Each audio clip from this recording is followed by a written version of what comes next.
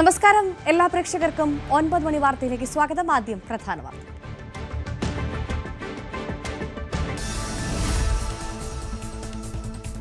കുപ്രസിദ്ധ മോഷ്ടാവ് ബണ്ടി ചോർ എറണാകുളത്ത് പിടിയിൽ. റെയിൽവേ പോലീസിന്റെ പിടിയിലായത് ട്രെയിൻ മാർഗം രക്ഷപ്പെടാൻ ശ്രമിക്കുന്നതിനിടെ.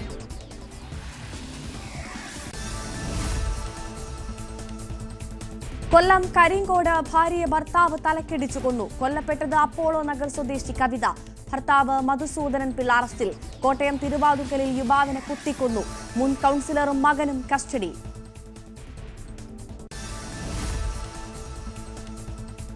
ആലപ്പുഴ കൈനകരിയിൽ ഗർഭിണിയെ കൊന്ന കായലിൽ തള്ളിയ കേസിൽ ശിക്ഷാവിധി ഇന്ന്. ശിക്ഷ വിധിക്കുക ആലപ്പുഴ അഡീഷണൽ ജില്ലാ സെഷൻസ് കോടതി. അനിത ശശിധരനെ കൊലപ്പെടുത്തിയത് കാമുകൻ പ്രബീഷും പെൺസുഹൃത്ത് രജനിയും ചേർന്നു. തദ്ദേശ പോരിന്റെ അവസാന ചിത്രം തെളിയാൻ മണിക്കൂറുകൾ മാത്രം. വൈകിട്ട് 3 മണിവരെ നാമനിർദ്ദേശ പത്രിക പിൻവലിക്കാം. UDF പ്രകടന പത്രിക ഇന്ന്. സുപ്രീം കോടതിയുടെ 53ാമത് ചീഫ് ജസ്റ്റിസായി ജസ്റ്റിസ് സൂര്യകാന്ത് ചുമതലയേൽക്കും. സത്യപ്രതിജ്ഞാ ചടങ്ങ് രാഷ്ട്രപതി ഭവനിൽ. 2027 ഫെബ്രുവരി 9 വരെ കാലാവധി.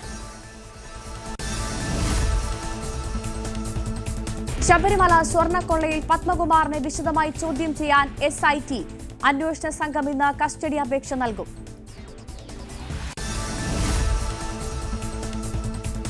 അയോധ്യയിൽ ധ്വജാരോഹണ ചടങ്ങ് നാളെ. പ്രധാനമന്ത്രി പതാക ഉയർത്തും. അയോധ്യയിലും പരിസരങ്ങളിലും കനത്ത സുരക്ഷ. വ്യോമാക്രമണത്തിൽ ഹിസ്ബുള്ള നേതാവിനെ വധിച്ച് ഇസ്രായേൽ. കൊല്ലപ്പെട്ടത് chief of staff Haytham Ali Tabatabai. ആക്രമണം വെടിനിർത്തൽ കരാർ ലംഘിച്ച്. സംസ്ഥാനത്ത് ഇന്നും പരക്കമഴ. തിരുവനന്തപുരം മുതൽ എറണാകുളം വരെ യെല്ലോ അലർട്ട്. തെക്കൻ തമിഴ്നാട്ടിൽ കനത്ത മഴ. തെങ്കാശി, തിരുനെൽവേലി ജില്ലകളിൽ വിദ്യാഭ്യാസ സ്ഥാപനങ്ങൾക്ക് അവധി. കേരള തീരത്ത് മത്സ്യബന്ധനത്തിന് വിലക്ക്.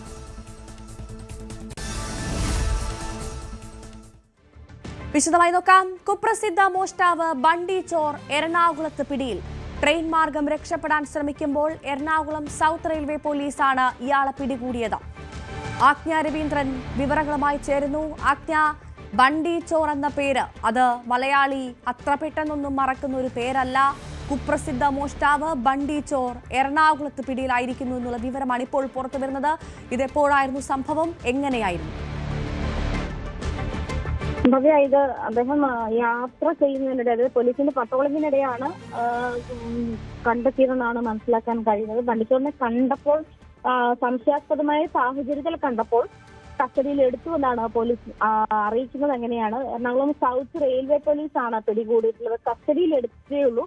അതായത് അദ്ദേഹത്തെ പുറത്തേക്ക് കൊണ്ടുവരികയോ അതല്ലെങ്കിൽ ചോദ്യം ചെയ്യൽ നടപടികൾ ഉണ്ടെന്നോ അങ്ങനത്തെ കാര്യങ്ങളൊന്നും വ്യക്തമാക്കിയിട്ടില്ല പോലീസ്. എന്തായാലും ഇതുമായി ബന്ധപ്പെട്ട് ഈ സർച്ചിങ്ങിന്റെ ഭാഗമായി ബന്ധപ്പെട്ട് ബണ്ടിച്ചോറിനെ യാദൃശ്യമായി കണ്ടപ്പോൾ, ട്രെയിനിൽ കയറുന്ന സാഹചര്യത്തിൽ കണ്ടപ്പോഴാണ് റെയിൽവേ പോലീസ് കസ്റ്റഡിയിലെടുത്തത്. ഏത് സാഹചര്യത്തിലാണ് അയാള് എന്തെങ്കിലും കുറ്റകൃത്യം ചെയ്തിട്ട് രക്ഷപ്പെടാനുള്ള ശ്രമത്തിലാണ്. കാരണം 500ഓളം മോഷണങ്ങൾ നടത്തിയിട്ടുണ്ടെന്ന് ആണ് അറിയപ്പെടുന്നത്.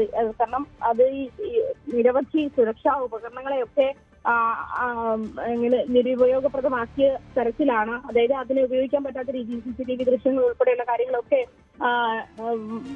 മ്യൂട്ട് ചെയ്ത ശേഷമാണ് അദ്ദേഹം മോഷണം നടത്തിയിട്ടുള്ളത്. അത്തരം സംവിധാനങ്ങൾക്കൊന്നും പിടികൂടാൻ കഴിയാത്ത തരത്തിലേക്ക് അത്രയും ബുദ്ധിപരമായി മോഷണങ്ങൾ നടത്തിയിരുന്ന ഒരു കുറ്റവാളി എന്നാണ് പുള്ളിയെ അറിയപ്പെടുന്നത് തന്നെ അങ്ങനെയാണ്. അതായത് 500-ലധികം മോഷണങ്ങൾ നടത്തിയിട്ടുണ്ട്. ഈ സാഹചര്യത്തിലാണ് അയാള് ട്രെയിനിൽ കയറി രക്ഷപ്പെടാനുണ്ടായ സാഹചര്യം. അങ്ങനെ രക്ഷപ്പെടാനുള്ള നീക്കത്തിനിടെ പിടികൂടിയെന്ന് തന്നെയാണ് പോലീസ് പറയുന്നത്. അത് മറ്റേതെങ്കിലും കുറ്റകൃത്യം ചെയ്ത ശേഷം രക്ഷപ്പെടുകയാണോ എന്ന് പോലീസിന് സംശയമുണ്ടായിരുന്നു. അതുകൊണ്ടാണ് ഇപ്പോൾ കസ്റ്റഡിയിൽ എടുത്തിട്ടുള്ളത്. അറസ്റ്റ് പോലെയുള്ള കാര്യങ്ങളൊന്നും ആയിട്ടില്ല. ചോദ്യം ചെയ്യലും തുടങ്ങിയിട്ടില്ല എന്നാണ് മനസ്സിലാക്കാൻ കഴിയുന്നത്. എന്തായാലും സൗത്ത് റെയിൽവേ സ്റ്റേഷനിലെ പോലീസാണ് അദ്ദേഹത്തെ അറസ്റ്റ് ചെയ്തിട്ടുള്ളത്, കസ്റ്റഡിയിൽ എടുത്തിട്ടുള്ളത്. നിലവിൽ മറ്റ് ഈ ഇതുമായി ബന്ധപ്പെട്ട് ഈ ഏതെങ്കിലും മോഷണ ശ്രമവുമായി ബന്ധപ്പെട്ട് ഏതെങ്കിലും കുറ്റകൃത്യവുമായി ബന്ധപ്പെട്ടോ ആണ് ബണ്ടിച്ചോറിനെ അറസ്റ്റ് ചെയ്യുന്നുള്ള അപേക്ഷയൊന്നും നിലവിൽ ലഭ്യമായിട്ടില്ല. എന്തായാലും പോലീസ് കസ്റ്റഡിയിൽ തന്നെയാണ് ബണ്ടിച്ചോർ ഉള്ളത്. അജ്ഞ, നമുക്കറിയാം ഇതുവരെയുള്ള ബണ്ടി ചോറിന്റെ ഒരു മോഷണ ശ്രമം നോക്കുകയാണെങ്കിൽ ഈ ധനികരുടെയും ഉന്നതരുടെയൊക്കെ വീടുകളിൽ മാത്രം മോഷണം നടത്തുന്ന ഒരു രീതിയാണ് ബണ്ടി ചോറിനുള്ളത്. അത് തന്നെയാണ് അയാളെ കൂടുതൽ ആളുകളിലേക്ക് എത്തിച്ചതും. നമ്മൾ ഈ കായംകുളം കൊച്ചുണ്ണിയൊക്കെ വെച്ചിട്ടായിരുന്നു ബണ്ടി ചോറിനെ ഉപമിച്ചത്. അപ്പോൾ ഈ ബണ്ടി ചോർ കേരളത്തിൽ വീണ്ടും എത്തിയത് എന്തിനാണ്? എന്തെങ്കിലും മോഷണവുമായി ബന്ധപ്പെട്ടാണ്? എന്തെങ്കിലും ഇത് സംബന്ധിച്ച് പോലീസ് പറയുന്നുണ്ടോ? നിലവിൽ മോഷണ ശ്രമങ്ങളൊന്നും നടന്നതായിട്ട് റിപ്പോർട്ട് ചെയ്യപ്പെട്ടില്ല. അതിനെയാണ് നേരത്തെ പോലീസ് പറഞ്ഞത്. കാരണം അതായത് പോലീസ് ഇയാളെ റെയിൽവേ സ്റ്റേഷനിൽ വെച്ച് കണ്ട സമയത്ത് ബണ്ടി ചോർ എന്നത് ഐഡന്റിഫൈ ചെയ്യാൻ ഇത് കസ്റ്റഡിയിൽ എടുക്കുകയും ചെയ്യുകയാണ്. ഏത് സാഹചര്യത്തിലാണ് ഇയാൾ രക്ഷപ്പെടാനുണ്ടായ ശ്രമം എന്നാണ് പോലീസ് അനുമാനിക്കുന്നത്. ആ ശ്രമം ഏതിന്റെ ഭാഗമായിട്ടുള്ളതാണെന്നുള്ള കാര്യം പരിശോധിച്ച് തരുന്നേ. അത് അങ്ങനത്തെ ഏതെങ്കിലും ക്രിമിനൽ പശ്ചാത്തലത്തിലാണോ, അതല്ലെങ്കിൽ ഈ പറഞ്ഞ പോലെ മോഷ്ടിച്ച ശേഷം അവര് ഭവ്യ സൂചിപ്പിച്ചതുപോലെ വലിയ ആഡംബര ജീവിതം നയിക്കുന്ന ആളുകളെ ലക്ഷ്യമിട്ടിട്ടാണ് ബണ്ടി ചോർ തന്റെ കൃത്യം എപ്പോഴും നടത്തി വന്നിരുന്നത്. അങ്ങനെയാണ് ആഡംബര കാറുകളോടൊക്കെയാണ് കൂടുതൽ അദ്ദേഹത്തിന് താല്പര്യമെന്ന് കേട്ടിട്ടുണ്ട്. അങ്ങനെ ഏതെങ്കിലും ഒരു സാഹചര്യത്തിൽ അത്തരം കാറുകൾ നഷ്ടപ്പെട്ടിട്ടുണ്ടോ, അല്ലെങ്കിൽ ഏതെങ്കിലും ആഡംബര ജീവിതം നയിക്കുന്ന ആളുകളുടെ വീടുകളിൽ മോഷണം നടത്തിയിട്ടുണ്ടോ, ഇത്തരം കാര്യങ്ങളൊക്കെ അന്വേഷിക്കുന്നതേ ഉള്ളൂ. എന്തായാലും ഇത്തരം കാര്യങ്ങളൊന്നും ഇതുവരെ റിപ്പോർട്ട് ചെയ്യപ്പെട്ടിട്ടില്ല. അതല്ലെങ്കിൽ ബണ്ടി ചോർ മറ്റേതെങ്കിലും കുറ്റകൃത്യത്തിന്റെ ഭാഗമായി അറസ്റ്റ് ചെയ്യപ്പെട്ടതോ കസ്റ്റഡിയിൽ എടുക്കപ്പെട്ടതോ അല്ല. അയാളെ ഒരു പരിശോധനയുടെ ഭാഗമായി റെയിൽവേ സ്റ്റേഷനിൽ വെച്ച് കണ്ടപ്പോൾ പോലീസ് കസ്റ്റഡിയിൽ എടുത്തു എന്ന് മാത്രമാണ് ഇപ്പോൾ പോലീസ് വ്യക്തമാക്കുന്നത്. മറ്റു നടപടിക്രമങ്ങളൊന്നും തുടങ്ങിയിട്ടില്ല. അതേസമയം ഇത്തരത്തിൽ എന്തെങ്കിലും ഒരു സാധ്യതയുണ്ടോ, അല്ലെങ്കിൽ ഈ വലിയ മോഷണത്തിനുള്ള സാധ്യതയുണ്ടോ, അതിനുള്ള ശ്രമങ്ങൾ നടന്നിട്ടുണ്ടോ, അത്തരം കാര്യങ്ങളൊന്നും നിലവിൽ റിപ്പോർട്ട് ചെയ്യപ്പെടാത്തത് കൊണ്ടും ഒരുപക്ഷെ ഇതൊരു കസ്റ്റഡിയിൽ എടുത്ത് ചോദ്യം. അതാണ് എന്തായാലും വിവിധ സംസ്ഥാനങ്ങളിൽ 700-ലധികം കവർച്ചാ കേസുകളിൽ പ്രതിയാണ് ബണ്ടി ചോർ. ധനികരുടെയും ഉന്നതരുടെയും വീടുകളിൽ മാത്രം മോഷണം നടത്തുന്നതാണ് നിലവിൽ ബണ്ടി ചോറിന്റെ രീതി. 2013 ജനുവരിയിൽ തിരുവനന്തപുരം മരപ്പാലത്ത് ഒരു വീട്ടിൽ മോഷണം നടത്തിയതിന് ബണ്ടി ചോറിനെ കേരള പോലീസ് പിടികൂടിയിരുന്നു. അതിനുശേഷം 10 വർഷത്തോളം ശിക്ഷ കഴിഞ്ഞ ഇയാൾ പുറത്തിറങ്ങി. പിന്നെ കഴിഞ്ഞ വർഷം UP-യിൽ നിന്നും ഡൽഹി പോലീസ് ബണ്ടി ചോറിനെ പിടികൂടിയത്. ഇപ്പോൾ ഇതാ വീണ്ടും എറണാകുളത്ത് വെച്ച് റെയിൽവേ പോലീസ് പിടികൂടുകയായിരുന്നു. ആജ്ഞ രവീന്ദ്രനാണ് വിവരങ്ങൾ നൽകിയത്. കൊല്ലം കരിക്കോട് ഭാര്യയെ ഭർത്താവ് ഗ്യാസ് സിലിണ്ടർ കൊണ്ട് തലക്കടിച്ചു കൊലപ്പെടുത്തി. കരിക്കോട് അപ്പോളോ നഗർ സ്വദേശി കവിതയാണ് മരിച്ചത്. പ്രതി മധുസൂദനൻ പിള്ള അറസ്റ്റിലാണ്. വിനീഷ വിവരങ്ങൾ നൽകും. വിനീഷ, അതിദാരുണമായൊരു സംഭവം, എന്തിന്റെ പേരിലായിരുന്നു ഈ കൊലപാതകം? തീർച്ചയായും ഭവ്യ, കഴിഞ്ഞ ദിവസം രാത്രി 11 മണിക്കായിരുന്നു ഈ കേസിനാസ്പദമായ സംഭവം ഉണ്ടായത്. ഭർത്താവ് ഭാര്യയെ കൊലപ്പെടുത്തി. അത് വീട്ടിലുണ്ടായ തർക്കത്തെ തുടർന്ന് ഉണ്ടായ ഒരു പ്രകോപനം കൊണ്ടാണ് ഇത്തരത്തിലുള്ളൊരു കൃത്യത്തിലേക്ക് നയിച്ചതെന്നാണ് പോലീസിന് അറിയാൻ കഴിയുന്നത്. ഒഴിഞ്ഞ ഗ്യാസ് സിലിണ്ടർ എടുത്ത് ഭാര്യയുടെ തലയ്ക്ക് അടിക്കുകയായിരുന്നു. തൽക്ഷണം ഇവർക്ക് മരണം സംഭവിക്കുകയും ചെയ്തു. ഇവരോടൊപ്പം ഇവരുടെ മകൾ മാത്രമായിരുന്നു വീട്ടിലുണ്ടായിരുന്നത്. മകൾ നിലവിളിച്ചുകൊണ്ട് സമീപത്തുള്ള ഒരു വീട്ടിൽ ഇതിന്റെ വിവരം അറിയിച്ചതിനെ തുടർന്നാണ് പോലീസിലേക്ക് ഈ വിവരം എത്തുന്നത്. അങ്ങനെ എന്തായാലും പോലീസ് സ്ഥലത്തെത്തുകയും ഇയാളെ ഉടൻ തന്നെ പിടികൂടുകയും ചെയ്തിട്ടുണ്ട്. കൃത്യമായിട്ടുള്ള ഒരു ചോദ്യം ചെയ്യലിൽ മാത്രമേ എന്താണ് ഈ കൊലപാതകത്തിലേക്ക് നയിച്ചത് എന്നുള്ളതിനെ കുറിച്ച് വ്യക്തത അതാണ് അറിയേണ്ടത്. വിനിഷ തുടരുക. പ്രദേശവാസിയുടെ അവിടെയുള്ള പ്രദേശവാസിയുടെ പ്രതികരണം നമുക്ക് ലഭ്യമായിട്ടുണ്ട്, അതൊന്ന് കേട്ടുവരാം. കാര്യം ഞങ്ങൾ ഏറെക്കുളത്താണ് അറിയുന്നത്. കുറെ ആളുകൾ വന്ന് പറയുമ്പോഴാണ് അറിയുന്നത്. രാത്രി ഇവിടെയൊക്കെ പൊട്ടി കുറയ്ക്കുന്ന കേട്ട് ഇവിടെ മറ്റു കുഴപ്പമോ അവരെ സംബന്ധിച്ച് രണ്ടുപേരെയും പറ്റി ഒരു കുഴപ്പമൊന്നുമില്ല. എങ്ങോട്ടും ആ കൊച്ചിറങ്ങി പോകുന്നില്ല. പോയ രണ്ടുപേരെ പുറത്തുപോയി. എന്താ സംഭവിച്ചെന്നുള്ള കാര്യം നമുക്ക് അറിഞ്ഞു. ഞാൻ പുള്ളിയെ കണ്ട് നോക്കിയോ അല്ലെങ്കിൽ മോള് കൊച്ചം കണ്ട് ഇറങ്ങിപ്പോ ഓടിപ്പോയി ആരുടെ അടുത്ത് പറഞ്ഞു രാത്രിയിലാണ് എന്നാ ഞങ്ങൾ അറിയുന്നത്. സാമ്പത്തികമായിട്ട് വരാൻ ഇല്ലെന്നാ അറിവ്. പിന്നെ പരിപ്പിന്റെ ബിസിനസ് ഒക്കെ പരിപ്പ് ഇപ്പം ഇല്ലല്ലോ, അതെല്ലാം നിലച്ചിരിക്കുകയല്ലേ. അറിയുന്ന ഒരു പാർട്ടിയാണ്. ഒരു പാർട്ടി പ്രവർത്തകനും നല്ലൊരു സുഹൃത്തും നല്ലൊരു ബന്ധമാണ് ഇവിടെ ഉള്ളത്. നാട്ടുകാരുമായിട്ടൊക്കെ നല്ലൊരു പ്രവർത്തകൻ. ഇവിടെ ഈ പരിസരത്തുകാർക്ക് പോലും അറിയത്തില്ല ഇവിടെ ഒരു ബഹളം നടന്നപ്പോൾ. ഇതായിട്ടില്ല, അവർ തമ്മിൽ ഒരു നല്ല സൗഹൃദത്തിലാണ് ജീവിച്ചു പോകുന്നത്. ബോക്കർ പണിയാണ് കരിപ്പിന്റെ. അല്ലാതെ പ്രശ്നങ്ങളൊന്നും ഇല്ല. സാമ്പത്തികമായിട്ട് വലിയ കുഴപ്പമൊന്നും ഇല്ലാത്തൊരു പുള്ളിയാണ്. ഇവിടെ ഉള്ളവർ തന്നെ ഇവിടെ ഈ അപ്പുറം അവരെ നേരത്തെ താമസിച്ചിട്ടുണ്ട്. ഇതിപ്പോ വെച്ച പുതിയ വീടാണ്. വിനീഷ് തുടരുന്നുണ്ട്. വിനീഷ്, നമ്മൾ അവിടുത്തെ നാട്ടുകാരുടെ പ്രതികരണമാണ് തേടിയത്. അതിൽ അവർ വളരെ വ്യക്തമായി പറയുന്നുണ്ട് വലിയ പ്രശ്നങ്ങളൊന്നുമില്ലാതെ പോയ കുടുംബമെന്നാണ് അവർക്ക് അറിയാൻ സാധിച്ചതെന്ന്. പിന്നെ എന്താണ് ഈ ഒരു കൊലപാതകത്തിലേക്ക് നയിച്ചതെന്ന കാര്യത്തിൽ ഒരു വ്യക്തത വന്നിട്ടില്ലെന്ന് മനസ്സിലാക്കുന്നു. പോലീസ് എന്താണ് പറയുന്നത്? ഒപ്പം ഈ കൊലപാതകം നടന്ന സമയത്ത് അവിടെ ഈ 2 പേർ മാത്രമേ ഉണ്ടായിരുന്നുള്ളൂ, അവരുടെ മക്കളാരും ഉണ്ടായിരുന്നില്ല. ഭവ്യ, ഇയാളുടെ ഈ ഉപദ്രവത്തിൽ കൊല്ലപ്പെട്ട ഭാര്യ മുമ്പ് ആത്മഹത്യക്ക് ശ്രമിച്ചിരുന്നതായിട്ട് ചില സൂചനകൾ പോലീസിന് ലഭ്യമായിട്ടുണ്ട്. ഇവർ തമ്മിൽ ഉണ്ടായ തർക്കമാണ് കൊലപാതകത്തിലേക്ക് നയിച്ചത്. ഏകദേശം ഇവർക്ക് കടബാധ്യത ഇല്ല എന്ന് പ്രദേശവാസികൾ പറയുന്നുണ്ടെങ്കിലും പോലീസ് അന്വേഷണത്തിൽ ഇവർക്ക് കടബാധ്യത ഉണ്ടായിരുന്നു എന്ന് ചില സൂചനകളും പോലീസിന് ലഭ്യമായിട്ടുണ്ട്. ഈ കാഷ് കമ്മീഷന്റെ ഏജന്റായിട്ടൊക്കെ ഇയാൾ പ്രവർത്തിച്ചിരുന്ന ആളാണ്. ഇപ്പോൾ ജോലിക്ക് പോകുന്നില്ല. അപ്പോൾ ഇയാളുടെ മകൾ വീട്ടിലുണ്ടായിരുന്നു, ഇവരോടൊപ്പം ഉണ്ടായിരുന്നു. മകൾ നഴ്സിംഗ് വിദ്യാർത്ഥിനിയാണ്. മകനുണ്ട്, മകൻ ഗൾഫിലുമാണ്. അപ്പോ നിലവിൽ ഈ കൃത്യം നടന്ന സമയത്ത് ഈ ദമ്പതിമാരോടൊപ്പം ഇവരുടെ മകളും ഉണ്ടായിരുന്നു. മകളാണ് നിലവിളിച്ച് ഇത് കണ്ടുടനെ നിലവിളിച്ച് വീടിന്റെ പുറത്തേക്ക് ഓടുകയും സമീപവാസികൾ വിവരം അറിയിക്കുകയും ചെയ്യുന്നത്. അങ്ങനെ സമീപവാസികളാണ് പോലീസിൽ വിവരം അറിയിക്കുന്നത്. കിളികൊല്ലൂർ പോലീസ് സ്റ്റേഷൻ പരിധിയിലാണ് ഈ ഒരു സംഭവം ഉണ്ടായിരിക്കുന്നത്. അപ്പോൾ പോലീസ് സംഭവ സ്ഥലത്ത് ഉടൻ തന്നെ എത്തുകയും ഈ പ്രതിയെ കൈയോടെ പിടികൂടുകയും ചെയ്തിട്ടുണ്ട്. എന്തായാലും ഇയാളെ വിശദമായിട്ട് ചോദ്യം ചെയ്യുന്നുണ്ട് എന്നാണ് നമുക്ക് അറിയാൻ കഴിഞ്ഞത്. അപ്പോൾ ഇവരുടെ ഈ കൊലപാതകത്തിലേക്ക് പെട്ടെന്ന് ഇയാൾക്ക് ഈ ഒരു പ്രകോപനം ഉണ്ടാകാനുണ്ടായ ഒരു സാഹചര്യം എന്താണെന്നതിനെ കുറിച്ചെല്ലാം പോലീസ് കൃത്യമായി അന്വേഷിക്കുന്നുണ്ട്. അല്പസമയത്തിനകത്ത് തന്നെ ഇതിന്റെ കാര്യങ്ങൾ വ്യക്തത വരും. എന്തായാലും അതിദാരുണമായ ഒരു സംഭവമാണ് ഭാര്യയെ കൊലപ്പെടുത്തി എന്നുള്ള സംഭവം. അതും ഒഴിഞ്ഞ സിലിണ്ടർ, അതായത് ഗ്യാസ് സിലിണ്ടർ എടുത്ത് തലയ്ക്ക് അടിക്കുകയായിരുന്നു. തൽക്ഷണം മരിക്കുകയും ചെയ്തു. രക്തം വാർന്നു കിടക്കുന്ന ഒരു അവസ്ഥയാണ് വീടിനുള്ളിൽ ഉണ്ടായത്. പോലീസ് വന്നപ്പോഴും അത്തരത്തിലുള്ള ഇതാണ് കാണാൻ കഴിഞ്ഞത്. ഉടൻ തന്നെ ഈ പ്രതിയെ പിടികൂടാൻ സാധിച്ചു എന്നുള്ളതാണ്. പ്രതി അവിടെ നിന്നും ഓടി രക്ഷപ്പെടാനുള്ള ശ്രമമൊക്കെ നടത്തിയിരുന്നു എന്ന് പറയുന്നുണ്ട്. എന്തായാലും 46 വയസ്സ് പ്രായമുണ്ട് ഈ മധുസൂദൻ പിള്ളയ്ക്ക്. ഭാര്യയുടെ പേര് കവിത എന്നാണ്. ഭാര്യയ്ക്കാണ് 46 വയസ്സ്. മധുസൂദൻ പിള്ളയ്ക്ക് 54 വയസ്സ് പ്രായമാണ്. എന്തായാലും പ്രതിയെ പിടികൂടാനായിട്ടുണ്ട്. പ്രതിയിൽ നിന്നും വിശദമായിട്ടുള്ള കാര്യങ്ങൾ ചോദിച്ചറിയുന്നുണ്ട് ഭവ്യ പോലീസ്.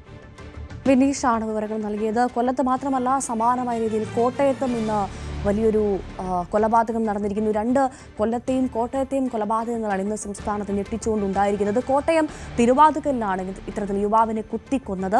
പുതുപ്പള്ളി സ്വദേശി ആദർശാണ് കൊല്ലപ്പെട്ടത്. കോൺഗ്രസ് മുൻ കൗൺസിലർ അനിൽകുമാറും മകൻ അഭിജിത്തും ചേർന്നാണ് കൊലപാതകം നടത്തിയത്. ജി ശ്രീജിത്ത് വിവരങ്ങളുമായി ചേർന്നു. ശ്രീജിത്ത്, കോട്ടയത്തെ സംസ്ഥാനത്തെ നടുക്കിയ ഒരു കൊലപാതകം വീണ്ടും ഉണ്ടായിരിക്കുന്നു. ഇത് എപ്പോഴായിരുന്നു സംഭവം? ആരാണ് പ്രതികൾ? എന്തായിരുന്നു മോട്ടീവ്? ഒരുപക്ഷെ കോട്ടയം നഗരത്തിലൊക്കെ സുപരിചിതനായ കോൺഗ്രസ് കൗൺസിലറാണ് ടിറ്റോ എന്ന പേരിൽ അറിയപ്പെടുന്ന അനിൽകുമാറിന്റെ മകനാണ് ഈ ഒരു കൊലപാതകം നിർവഹിച്ചിരിക്കുന്നത് എന്നുള്ളതാണ് പോലീസ് നൽകുന്ന വിവരം. വെസ്റ്റ് പോലീസാണ് കേസ് അന്വേഷിച്ചുകൊണ്ടിരിക്കുന്നത്. ഈ അനിൽകുമാറിനും ഒപ്പം തന്നെ ഭാര്യയ്ക്കും ഇതിൽ പങ്കുണ്ട് എന്ന് പോലീസ് സംശയിക്കുന്നുണ്ട്. ഇതിന്റെ അടിസ്ഥാനത്തിൽ ഇവരെ കസ്റ്റഡിയിൽ എടുത്തിട്ടുണ്ട്. ഇവർക്കെതിരെയുള്ള കുറ്റം എന്ത് എന്നുള്ളത്, കൊലപാതകത്തിൽ നേരിട്ടുള്ള പങ്ക് എന്ന നിലയിൽ തന്നെയാണോ എഫ്ഐആർ രജിസ്റ്റർ ചെയ്യുക എന്നത് സംബന്ധിച്ച് ഇനിയും വ്യക്തത വരേണ്ടതുണ്ട്. ഇയാളുടെ മകനായ അഭിജിത്ത് നേരത്തെയും ലഹരി കേസുകളിൽ പ്രതിയായിട്ടുണ്ട്. അടിപിടി കേസുകളിലൊക്കെ സ്ഥിരം പ്രതിയായിട്ടുണ്ട് ഈ കൗൺസിലറുടെ മകൻ. അതുമായി ബന്ധപ്പെട്ട കേസ് തന്നെയാണ് ഈ ആദർശമായിട്ടുള്ള തർക്കത്തിന് കാരണം. ഇന്നലെ രാത്രി ഫോൺ വഴി ആദർശും ഈ അഭിജിത്തും തമ്മിൽ വലിയ തർക്കങ്ങൾ ഉണ്ടായിരുന്നു. തുടർന്ന് റോബിൻ എന്ന ആളുമായി ചേർന്നുകൊണ്ട് ഈ അഭിജിത്ത് ഇവിടേക്ക് ആദർശ് ഈ അഭിജിത്തിന്റെ വീടിന്റെ സമീപത്ത് എത്തുന്നു. കോട്ടയം നഗരത്തിന് സമീപമുള്ള മാണിക്കുന്ന് എന്ന സ്ഥലത്താണ് ഈ വീടുള്ളത്. അവിടെ വെച്ചാണ് പിന്നീട് തർക്കമുണ്ടാകുകയും കയ്യിൽ ഉണ്ടായിരുന്ന കത്തി ഉപയോഗിച്ച് ഇയാൾ കുത്തുകയും ചെയ്തത്. ഈ അനിൽകുമാർ അടക്കം ഈ സംഭവ സ്ഥലത്ത് ഉണ്ട്. അയാൾ ഇത് പിന്തിരിപ്പിക്കാൻ തയ്യാറാകുകയോ എന്തെങ്കിലും ചെയ്തിട്ടുണ്ടോ എന്നത് ഇനിയും വ്യക്തമല്ല.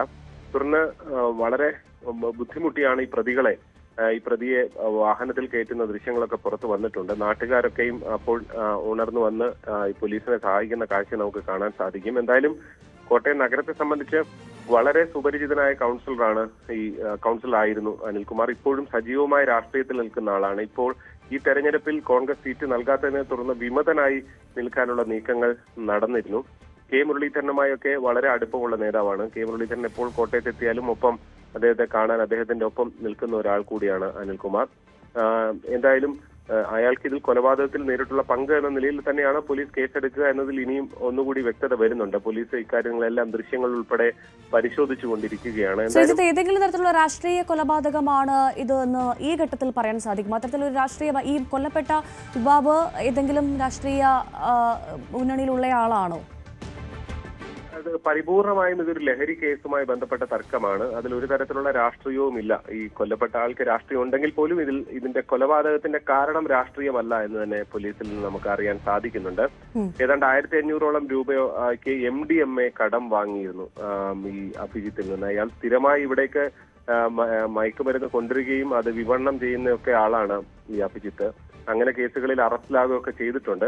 അതേപോലെ വാഹനം പണയം വെച്ച് ഇതിലൊരാളുടെ വാഹനം പണയം വെച്ച് 10,000 രൂപ എടുത്തിട്ടുണ്ട്. അതുമായി ബന്ധപ്പെട്ട തർക്കവും ഈ ഒരു തർക്കത്തിലേക്കും ഈ ഒരു കൊലപാതകത്തിലേക്കും കലാശിച്ചതായി പറയുന്നുണ്ട്. 10,000 രൂപയും ഒപ്പം തന്നെ ഈ 1,500 രൂപയും ഈ രണ്ട് സാമ്പത്തിക ഇടപാടുകളാണ് ഇങ്ങനൊരു സംഭവത്തിലേക്ക് പെട്ടെന്നുള്ള പ്രകോപനത്തിലേക്ക് നയിച്ചത്. രാത്രി ഉണ്ടായ ഈ ഫോൺ വിളികളാണ് പ്രകോപനത്തിന് കാരണമാകുകയും തുടർന്ന് ഈ പ്രതിയുടെ വീടിരിക്കുന്ന സ്ഥലത്തേക്ക് ആദർശ് ഉൾപ്പെടെയുള്ളവർ എത്തുകയായിരുന്നു. ഇതിനിടെയാണ് കയ്യിലുണ്ടായിരുന്ന കത്തി എടുത്തുകൊണ്ട് ഈ പ്രതി അഭിജിത്ത് ഇവരെ കുത്തുന്നത്. എന്തായാലും ഈ രണ്ടുപേരെയും, ഈ അനിൽകുമാറിനെയും ഒപ്പം തന്നെ ഭാര്യയും ഉൾപ്പെടെ പോലീസ് കസ്റ്റഡിയിലെടുത്തിട്ടുണ്ട്. ഇവരെ ചോദ്യം ചെയ്ത് വരികയാണ്. ഇവർ പ്രതി ചേർക്കപ്പെടുമെന്ന് തന്നെയാണ് പോലീസ് ഇപ്പോൾ നൽകുന്ന വിവരം. പക്ഷേ എന്ത് വകുപ്പുകളാണ് ചുമത്തുക എന്നുള്ള കാര്യത്തിൽ ഇനിയും ഒരു വ്യക്തത വരേണ്ടതുണ്ട്. ശരി, ജി ശ്രീജിത്താണ് കോട്ടയത്ത് നിന്ന് വിവരങ്ങൾ നൽകിയത്. സമാനമായ 2 കൊലപാതകങ്ങളാണ് ഇന്ന് കേരളത്തെ നടുക്കിക്കൊണ്ടുണ്ടായത്. ഒന്ന് കൊല്ലത്തും ഇപ്പോഴത്തെ ഒന്ന് കോട്ടയത്തും. കാസർഗോഡ് ഹനാൻ ഷായുടെ സംഗീത പരിപാടിക്കിടെ ഉണ്ടായ തിക്കിലും തിരക്കിലും സംഘാടകരായ 5 പേർക്കെതിരെ കേസ്. കമ്മിറ്റി അംഗങ്ങൾക്കെതിരെയും കേസുണ്ട്. പോലീസ് മുന്നറിയിപ്പ് അവഗണിച്ചുവെന്നാണ് FIR. KV ബൈജു വിവരങ്ങളുമായി ചേരുന്നു. ബൈജു, സ്വാഭാവികമായും ഹനാൻ ഷായുടെ സംഗീത പരിപാടി ഉണ്ടാകുമ്പോൾ വലിയ ആൾക്കൂട്ടമുണ്ടാകും, യുവാക്കളുടെ ഒരു ഒഴുക്കുണ്ടാകും, കാര്യത്തിൽ സംശയമില്ല. അത്രമാത്രം ഒരു ഫാൻ പേജുള്ള ആളാണ്. അപ്പോൾ എന്താണ് ഇവിടെ സംഭവിച്ചത്? ഏത് തരത്തിലാണ് ക്രമീകരണങ്ങളിൽ ഒരു മാറ്റം സംഭവിച്ചത്? എന്താണ് വിവരങ്ങൾ?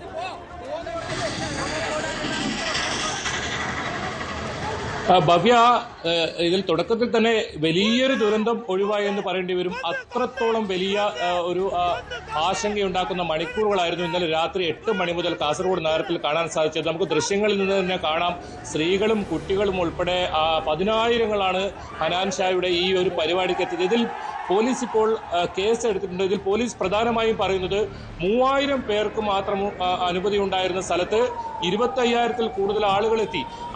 അതുകൂടാതെ ഈ പോലീസിന്റെ ഒരു മുന്നറിയിപ്പും ഈ സംഘാടകർ വകവെക്കാൻ തയ്യാറായില്ല എന്നും പറയുന്നുണ്ട്. എന്തായാലും പോലീസ് 5 പേർക്കെതിരെ, അതായത് ഈ സംഘാടകരായ 5 പേർക്കെതിരെയും കണ്ടാൽ അറിയുന്ന മറ്റുള്ളവർക്കെതിരെയുമാണ് ഇപ്പോൾ കേസ് എടുത്തിട്ടുള്ളത്. രാത്രി 8 മണിയോടുകൂടിയാണ് ഇത്തരത്തിൽ ഈ ഗാനമേള ആരംഭിച്ചത് മുതൽ വലിയ സംഘർഷമുണ്ടായത്. അതായത് ഈ ടിക്കറ്റ് എടുത്തവർക്ക് അകത്ത് കയറാൻ കഴിയാത്ത സാഹചര്യം വന്നതോടെ വലിയ സംഘർഷമുണ്ടാവുകയായിരുന്നു. പിന്നീട് പോലീസ് ഇടപെട്ട് ഈ പരിപാടി നിർത്തിവെക്കുന്ന സാഹചര്യമുണ്ടായി. ഇതേ തുടർന്ന് ജനക്കൂട്ടം അക്രമാസക്തമാകുകയും പിന്നീട് പോലീസിൽ ലാത്തിച്ചാർജ് വരെ നടത്തേണ്ട സാഹചര്യമാണ് ഉണ്ടായത്. ജില്ലാ പോലീസ് മേധാവി തന്നെ നേരിട്ടെത്തി പോലീസ് സമയോചിതമായി അത്തരത്തിൽ ഇടപെട്ടതുകൊണ്ടാണ് വലിയ ദുരന്തം ഒഴിവായെന്ന് പറയുന്നത്. പലരും കുഴിയിലൊക്കെ വീഴുന്ന ദൃശ്യങ്ങൾ നമുക്ക് കാണാം. അതിൽ സ്ത്രീകളുണ്ട്.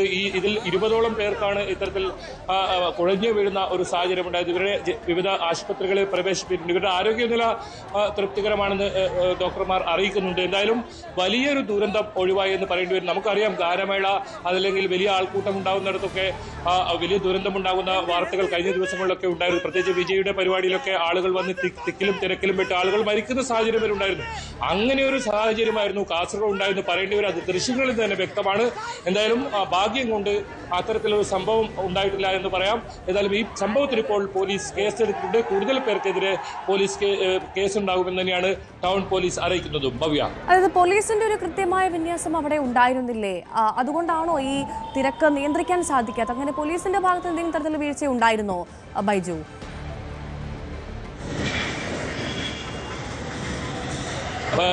ഭവ്യ, പോലീസിന്റെ ഭാഗത്തുനിന്ന് സംയോജിതമായ ഇടപെടൽ ഉണ്ടായി എന്ന് പറയേണ്ടി വരും. അതുകൊണ്ടാണ് വലിയ ദുരന്തം ഒഴിവായെന്ന് പറയേണ്ടി വരും. ഈ സംഘാടകരുടെ ഭാഗത്ത് തന്നെയാണ് ഇതിൽ പൂർണ്ണമായും തെറ്റ്. 100 രൂപയായിരുന്നു ഇതിന് ടിക്കറ്റ് ഈടാക്കിയിരുന്നത്. അതുകൊണ്ട് തന്നെ ഞായറാഴ്ച ദിവസമാണ് കൂടുതൽ ആളുകൾ എത്തി. ഒരു 3000-ഓളം പേർക്ക് കസ്റ്റി പങ്കെടുക്കാൻ കഴിയുന്ന ഒരു ഗ്രൗണ്ടാണ്. ആ ഗ്രൗണ്ട് ഈ പരിപാടിക്കാണ് ഇവർ 25,000-ലധികം ആളുകൾക്ക് ഇത്തരത്തിൽ ടിക്കറ്റ് കൊടുത്തത്. അതായത് കൗണ്ടർ ടിക്കറ്റ് കൂടി ഉണ്ടായിരുന്നു. ഇങ്ങനെ ടിക്കറ്റ് എടുത്ത ആളുകൾക്ക് അകത്ത് കയറാൻ കഴിയാതെ ആയതോടുകൂടി വലിയ സംഘർഷം ഉണ്ടാവുകയായിരുന്നു. ഒപ്പം പോലീസ് ഇടപെട്ട് പരിപാടി നിർത്തിവെക്കാൻ ആവശ്യപ്പെട്ടു. അങ്ങനെയാണ് പിന്നീട് ഇത് നിയന്ത്രണാതീതമായത്. വലിയ തോതിൽ ആളുകൾ ഇത്തരത്തിൽ സംഘടിക്കുകയും സംഘർഷമുണ്ടാകുന്ന സാഹചര്യം ഉണ്ടായത്. പോലീസിനെ സംബന്ധിച്ചിടത്തോളം കൂടുതൽ പോലീസ് എത്തി. അതായത് ജില്ലാ പോലീസ് മേധാവിയുടെ ആസ്ഥാനത്തിന് തൊട്ട് താഴെ, മൂക്കിന് താഴെ എന്നൊക്കെ പറയേണ്ടി വരും ഈ സംഭവം. അതുകൊണ്ട് തന്നെ പോലീസിന് വളരെ പെട്ടെന്ന് കൂടുതൽ പോലീസിനെ അവിടെ വിന്യസിക്കാൻ സാധിച്ചു. ലാത്തി ചാർജ് നടത്തുന്ന സാഹചര്യമുണ്ടായി.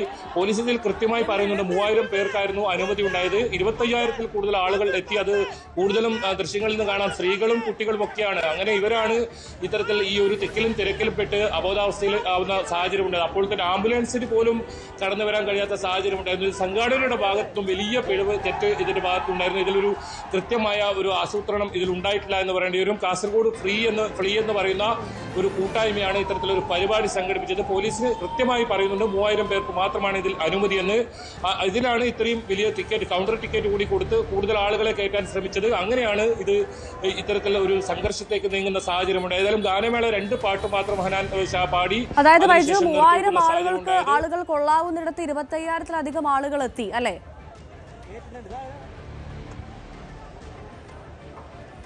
തീർച്ചയായും അങ്ങനെ തന്നെയാണ്. ഇത് ഒരു നുള്ളിപ്പാടി എന്ന് പറയുന്ന ടൗണിനോട് ചേർന്ന് കിടക്കുന്ന പ്രദേശമാണ്. നമുക്കറിയാം കാസർഗോഡൊക്കെ ഇത്തരം പരിപാടി വെച്ചാൽ കൂടുതൽ ആളുകൾ വരുന്ന സാഹചര്യമുണ്ട്. പ്രത്യേകിച്ച് സ്ത്രീകളൊക്കെ പരിപാടിക്ക് കൂട്ടമായി എത്തുന്ന സാഹചര്യം ഉണ്ടായിരുന്നു. അങ്ങനെ ടിക്കറ്റ് നൽകിയതിനും അപ്പുറം കൗണ്ടർ ടിക്കറ്റ് കൂടി ഇവർ വിൽപ്പന നടത്തിയതാണ് ഇതിൽ കൂടുതൽ പ്രശ്നമായത്.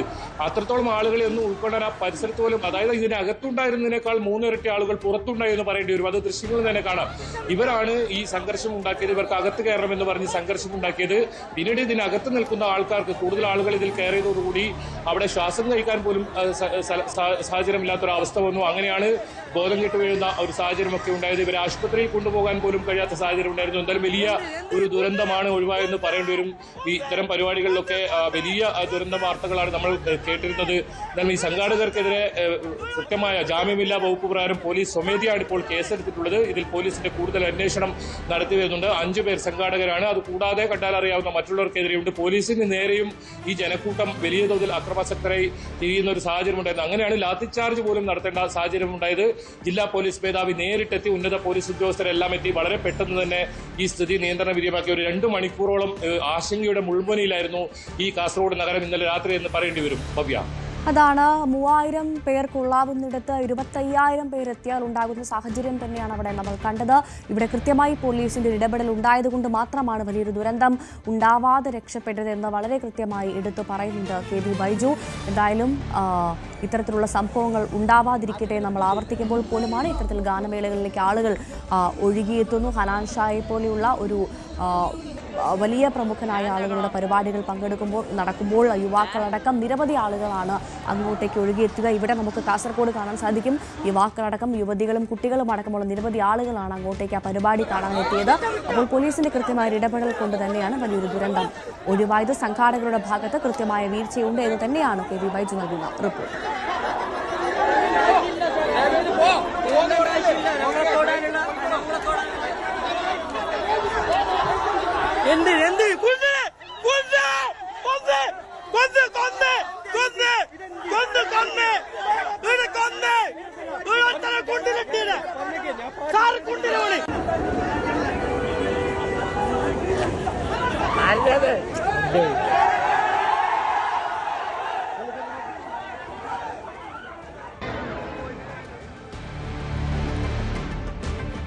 ശബരിമല സ്വർണ്ണപ്പാളി മോഷണ കേസിൽ റിമാൻഡിൽ കഴിയുന്ന മുൻ ദേവസ്വം ബോർഡ് പ്രസിഡന്റ് A. പത്മകുമാറിന് വേണ്ടി SIT ഇന്ന് കസ്റ്റഡി അപേക്ഷ നൽകും. കൊല്ലം വിജിലൻസ് കോടതിയിലാകും കസ്റ്റഡി അപേക്ഷ സമർപ്പിക്കുക. പത്മകുമാറിനെ കസ്റ്റഡിയിൽ വാങ്ങി ചോദ്യം ചെയ്യുന്നതിലൂടെ ഉണ്ണികൃഷ്ണൻ പോറ്റിയുമായുള്ള സാമ്പത്തിക ഇടപാടുകളെക്കുറിച്ച് വ്യക്തത വരുമെന്ന നിഗമനത്തിലാണ് അന്വേഷണ സംഘം ഉള്ളത്. പത്മകുമാറിന്റെയും കുടുംബത്തിന്റെയും ഭൂമി ഇടപാടുകൾ കേന്ദ്രീകരിച്ചും അന്വേഷണം പുരോഗമിക്കുകയാണ്. അതേസമയം റിമാൻഡിൽ തുടരുന്ന മുൻ ദേവസ്വം കമ്മീഷണർ N. വാസുവിന്റെ ജാമ്യാപേക്ഷയും കൊല്ലം വിജിലൻസ് കോടതി ഇന്ന് പരിഗണിക്കും. സാരംഗ് സുധാകരൻ വിവരങ്ങളുമായി ചേരുന്നു. സാരംഗ്, എന്തൊക്കെയാണ് പ്രധാനമായും ഇത് സംബന്ധിച്ച് ഏറ്റവും പുതിയ വിവരങ്ങൾ? ഭവ്യ, ഈ ഒരു കസ്റ്റഡി അപേക്ഷ നൽകുന്നതിലൂടെ ഈ ചോദ്യം ചെയ്യലിന് ഹാജരാക്കുകയും തുടർന്ന് ഇതുമായി ബന്ധപ്പെട്ട സാമ്പത്തിക ഇടപാടുകൾ, അതായത് ഈ ഒരു ഉണ്ണികൃഷ്ണൻ പോറ്റിയുമായി ബന്ധപ്പെട്ട് നടത്തിയിട്ടുള്ള സാമ്പത്തിക ഇടപാടുകളും മറ്റും അതുമായി ബന്ധപ്പെട്ട കൂടുതൽ വിവരങ്ങൾ ശേഖരിക്കുക. മാത്രമല്ല ഇതിൽ എത്രത്തോളം മറ്റു ഉന്നതരിലേക്ക് ഇതിൽ കൂടുതൽ ഈ ഒരു ഗൂഢാലോചനയുടെ ഭാഗമായിട്ട് മറ്റു ഉദ്യോഗസ്ഥർ ഉണ്ടായിട്ടുണ്ടോ, ഇതിൽ കൂടുതൽ ഉന്നത തലങ്ങളിലേക്ക് കാര്യങ്ങൾ എത്തിയിട്ടുണ്ടോ, അതായത് വിദേശ ബന്ധമടക്കം ആരോപിക്കുന്നുണ്ട്. ഇപ്പോൾ ഇത് വലിയൊരു ശൃംഖലയാണ് ഈ ഒരു സ്വർണ്ണക്കടത്തുമായി ബന്ധപ്പെട്ട് പ്രവർത്തിച്ചിരുന്നത് എന്നടക്കമുള്ള ആരോപണങ്ങൾ ഉയരുന്നുണ്ട്. അതുകൊണ്ട് തന്നെ ഇതിൽ കൂടുതൽ അന്വേഷണം വ്യാപിപ്പിക്കണമെങ്കിൽ പത്മകുമാറിന്റെ ഭാഗത്തു നിന്നടക്കമുള്ള കൃത്യമായ വിവരങ്ങൾ ശേഖരിക്കേണ്ടതുണ്ട്. അത് വിവരങ്ങൾ സാമ്പത്തിക ഇടപാടുകളും ഭൂമി വാങ്ങിയതടക്കമുള്ള കുടുംബത്തിൽ ഭൂമി വാങ്ങിയതടക്കമുള്ള വിവരങ്ങൾ ശേഖരിച്ചുകൊണ്ട് ഇതിന്റെ വ്യാപ്തി എത്രത്തോളമാണ്, ഈ ഒരു സാമ്പത്തിക ഇടപാട്, ഈ ഒരു സ്വർണ്ണ പാളിയുമായി ബന്ധപ്പെട്ട് ഈ ഒരു വിവാദവുമായി ബന്ധപ്പെട്ട് നേടിയെടുത്ത പണവും അത്തരത്തിലുള്ള അത് വിനിയോഗിച്ചത് എങ്ങനെ, അത് ഏതൊക്കെ കൈകളിലേക്ക് എത്തിയിട്ടുണ്ട് എന്നടക്കമുള്ള വിവരങ്ങൾ ശേഖരിക്കുകയും അത് കൃത്യമായി രേഖപ്പെടുത്തി അതുമായി ബന്ധപ്പെട്ട തെളിവുകൾ ശേഖരിക്കാനടക്കമുള്ള ഘട്ടത്തിലേക്ക് അന്വേഷണ സംഘം കടക്കുന്നു എന്നാണ് നമുക്ക് മനസ്സിലാക്കാൻ കഴിയുന്നത്. അതിന് ഈ ഒരു പത്മകുമാറിനെ നേരിട്ട് ഇത്തരത്തിൽ കസ്റ്റഡിയിൽ വാങ്ങുകയും അതാണ് സാരംഗ്, ഇത്തരത്തിൽ പത്മകുമാറിന്റെ കസ്റ്റഡിയിൽ വാങ്ങിയ ശേഷമുള്ള മൊഴി അത് അതീവ നിർണായകമാണ് ഈ കേസിനെ സംബന്ധിച്ചതിൽ. ഏറ്റവും പ്രധാനമായി ഉണ്ണികൃഷ്ണൻ പോറ്റിയെ പരിചയപ്പെടുത്തുന്ന കത്ത് അന്നത്തെ ദേവസ്വം മന്ത്രിയാണ് തനിക്ക് നൽകിയതെന്നുള്ളൊരു മൊഴി, എന്നുള്ള വിവരം പത്മകുമാർ അന്വേഷണ സംഘത്തിന് നൽകി എന്നുള്ളൊരു സൂചന, വിവരങ്ങൾ നമുക്ക് ഒക്കെ ലഭ്യമായിരുന്നു. അത് സംബന്ധിച്ച കത്ത് ഇന്നലെ പുറത്തു വരികയും ചെയ്തിരുന്നു. അപ്പോൾ ഇത് സംബന്ധിച്ച് എന്തായിരിക്കും പത്മകുമാർ അന്വേഷണ സംഘത്തോട് SITയോട് പറയുക എന്നത് തന്നെയായിരിക്കും ഏറെ നിർണായകമായ കാര്യം. അത്തരത്തിലൊരു വിവരങ്ങൾ SITക്ക് നൽകുമോ എന്നതും ശ്രദ്ധേയമാണ്, അല്ലേ? തീർച്ചയായും അത്തരത്തിലുള്ള നിർണായകമായ വിവരങ്ങൾ പത്മകുമാറിന്റെ ഭാഗത്തു നിന്നും ലഭിക്കുമെന്നൊരു പ്രതീക്ഷയിലാണ് ഇപ്പോൾ കസ്റ്റഡി അപേക്ഷ അടക്കം നൽകുന്നത്. ഈ കത്തിനെ അടക്കം അടിസ്ഥാനപ്പെടുത്തിയായിരിക്കും ചോദ്യം ചെയ്യലും മറ്റും പുരോഗമിക്കുക. അത്ര എളുപ്പത്തിൽ ഈ ഒരു ചോദ്യം ചെയ്യലും മറ്റും മറികടക്കാൻ പത്മകുമാറിന് കഴിയില്ല എന്നാണ് മനസ്സിലാക്കുന്നത്. കാരണം വ്യക്തമായ തെളിവുകളുടെ അടിസ്ഥാനത്തിലാണ് ഇപ്പോൾ അറസ്റ്റ് രേഖപ്പെടുത്തിയതും മാത്രമല്ല ഇനിയിപ്പോൾ ചോദ്യം ചെയ്യൽ നടപടികളിലേക്ക് കടക്കുന്നതും SIT പരിപൂർണ്ണ സജ്ജമായിട്ട് കൊണ്ട് തന്നെയാണ്. അതുകൊണ്ട് ഇതിലൊരു എളുപ്പത്തിൽ ഈ ഒരു കടമ്പ മറികടക്കാൻ കഴിയില്ല എന്ന കാര്യം തീർച്ചയാണ്. ഈ ഒരു കത്തിനെ മറ്റും അടിസ്ഥാനപ്പെടുത്തിക്കൊണ്ട് തന്നെ ചോദ്യം ചെയ്യലും മറ്റ് തെളിവുകളിലേക്ക്, അതായത് ഈ ഒരു കത്തിന് മാത്രമല്ല ഈ ഒരു നേരത്തെ സൂചിപ്പിച്ചതുപോലെ തന്നെ ഇതുമായി ബന്ധപ്പെട്ട ഉന്നതരിലേക്ക് എത്രത്തോളം കാര്യങ്ങൾ എത്തുമെന്നതും ഈ ഒരു പത്മകുമാറിൽ നിന്നായിരിക്കും അടുത്ത ഘട്ടത്തിലേക്ക്, അതായത് വളരെ സൂക്ഷ്മമായിട്ടായിരുന്നു SITയുടെ അന്വേഷണം തുടക്കം തൊട്ട് തന്നെ ഉണ്ണികൃഷ്ണൻ പോറ്റിയിൽ നിന്ന് ആരംഭിച്ച് ഇപ്പോൾ പത്മകുമാറിൽ എത്തി നിൽക്കുന്ന ഈ ഒരു അറസ്റ്റും അതുമായി ബന്ധപ്പെട്ട മറ്റ് നടപടിക്രമങ്ങളെല്ലാം SITയുടെ ഭാഗത്തു നിന്നും വളരെ സസൂക്ഷ്മമായി നടന്ന ഒരു അന്വേഷണവും അതുമായി ബന്ധപ്പെട്ട നടപടിക്രമങ്ങളുമായിരുന്നു. അതുകൊണ്ട് തന്നെ ഇതുമായി ബന്ധപ്പെട്ട അടുത്ത തലത്തിൽ നിൽക്കുന്ന ആൾ ആരാണ്, ഇതിന്റെ ബുദ്ധി കേന്ദ്രം പത്മകുമാറിൽ മാത്രമാണ് നിൽക്കുന്നത്, അതല്ല അതിൽ കൂടുതൽ ഇത് ഉന്നതർ ഉൾപ്പെട്ടിട്ടുണ്ടോ എന്നടക്കമുള്ള ചോദ്യങ്ങൾ നിലനിൽക്കുന്നുണ്ട്. മാത്രമല്ല ഹൈക്കോടതി അനുവദിച്ച സമയം ഒരു പരിധിവരെ അവസാനിക്കാറായിരിക്കുന്നു. അതുകൊണ്ട് തന്നെ ഇതിൽ കൂടുതൽ വേഗത്തിൽ അന്വേഷണം കൂടുതൽ വേഗത്തിൽ പുരോഗമിക്കുക, മാത്രമല്ല കൂടുതൽ തെളിവുകൾ ഇത്തരത്തിൽ കണ്ടെത്തുക. ഇതുമായി ബന്ധപ്പെട്ട, അതായത് ഈ ഒരു ശബരിമലയുമായി ബന്ധപ്പെട്ടുള്ള ഈ സ്വർണ്ണപ്പാളികളുമായി ബന്ധപ്പെട്ട കൂടുതൽ നിർണായക വിവരങ്ങൾ SITക്ക് ലഭിച്ചിട്ടുണ്ടെന്നാണ് മനസ്സിലാക്കാൻ കഴിയുന്നത്. ഈ ഒരു തിരിമറി നടത്തിയതിനും വർഷങ്ങളായിട്ടുള്ള, അതായത് 99 മുതലുള്ള പല വിവരങ്ങളും SITക്ക് ലഭിച്ചിട്ടുണ്ടെന്ന് മനസ്സിലാക്കുന്നു. അതുകൊണ്ട് തന്നെ ഇതൊരു ബൃഹത്തായ അന്വേഷണത്തിലെ കാര്യങ്ങളിലേക്ക് എത്തണമെങ്കിൽ N വാസു ഒപ്പം തന്നെ പത്മകുമാർ എന്നിവരിൽ നിന്നും ആരംഭിച്ച് കൂടുതൽ പ്രമുഖരിലേക്ക്, അതായത് ഉന്നതരിലേക്ക് കാര്യങ്ങൾ എത്തുമെന്നൊരു സൂചനയുണ്ട്. അതിന്റെ അതിനായിട്ടുള്ള നീക്കങ്ങളാണ് ഇപ്പോൾ SITയുടെ ഭാഗത്തു നിന്ന് ഉണ്ടാകുന്നതെന്നാണ് നമുക്ക് ലഭ്യമാകുന്ന സൂചനകൾ. കഴിഞ്ഞ ദിവസം തന്നെ പത്മകുമാറിന്റെ പാസ്പോർട്ട് അടക്കം പിടിച്ചെടുത്തിരുന്നു SIT.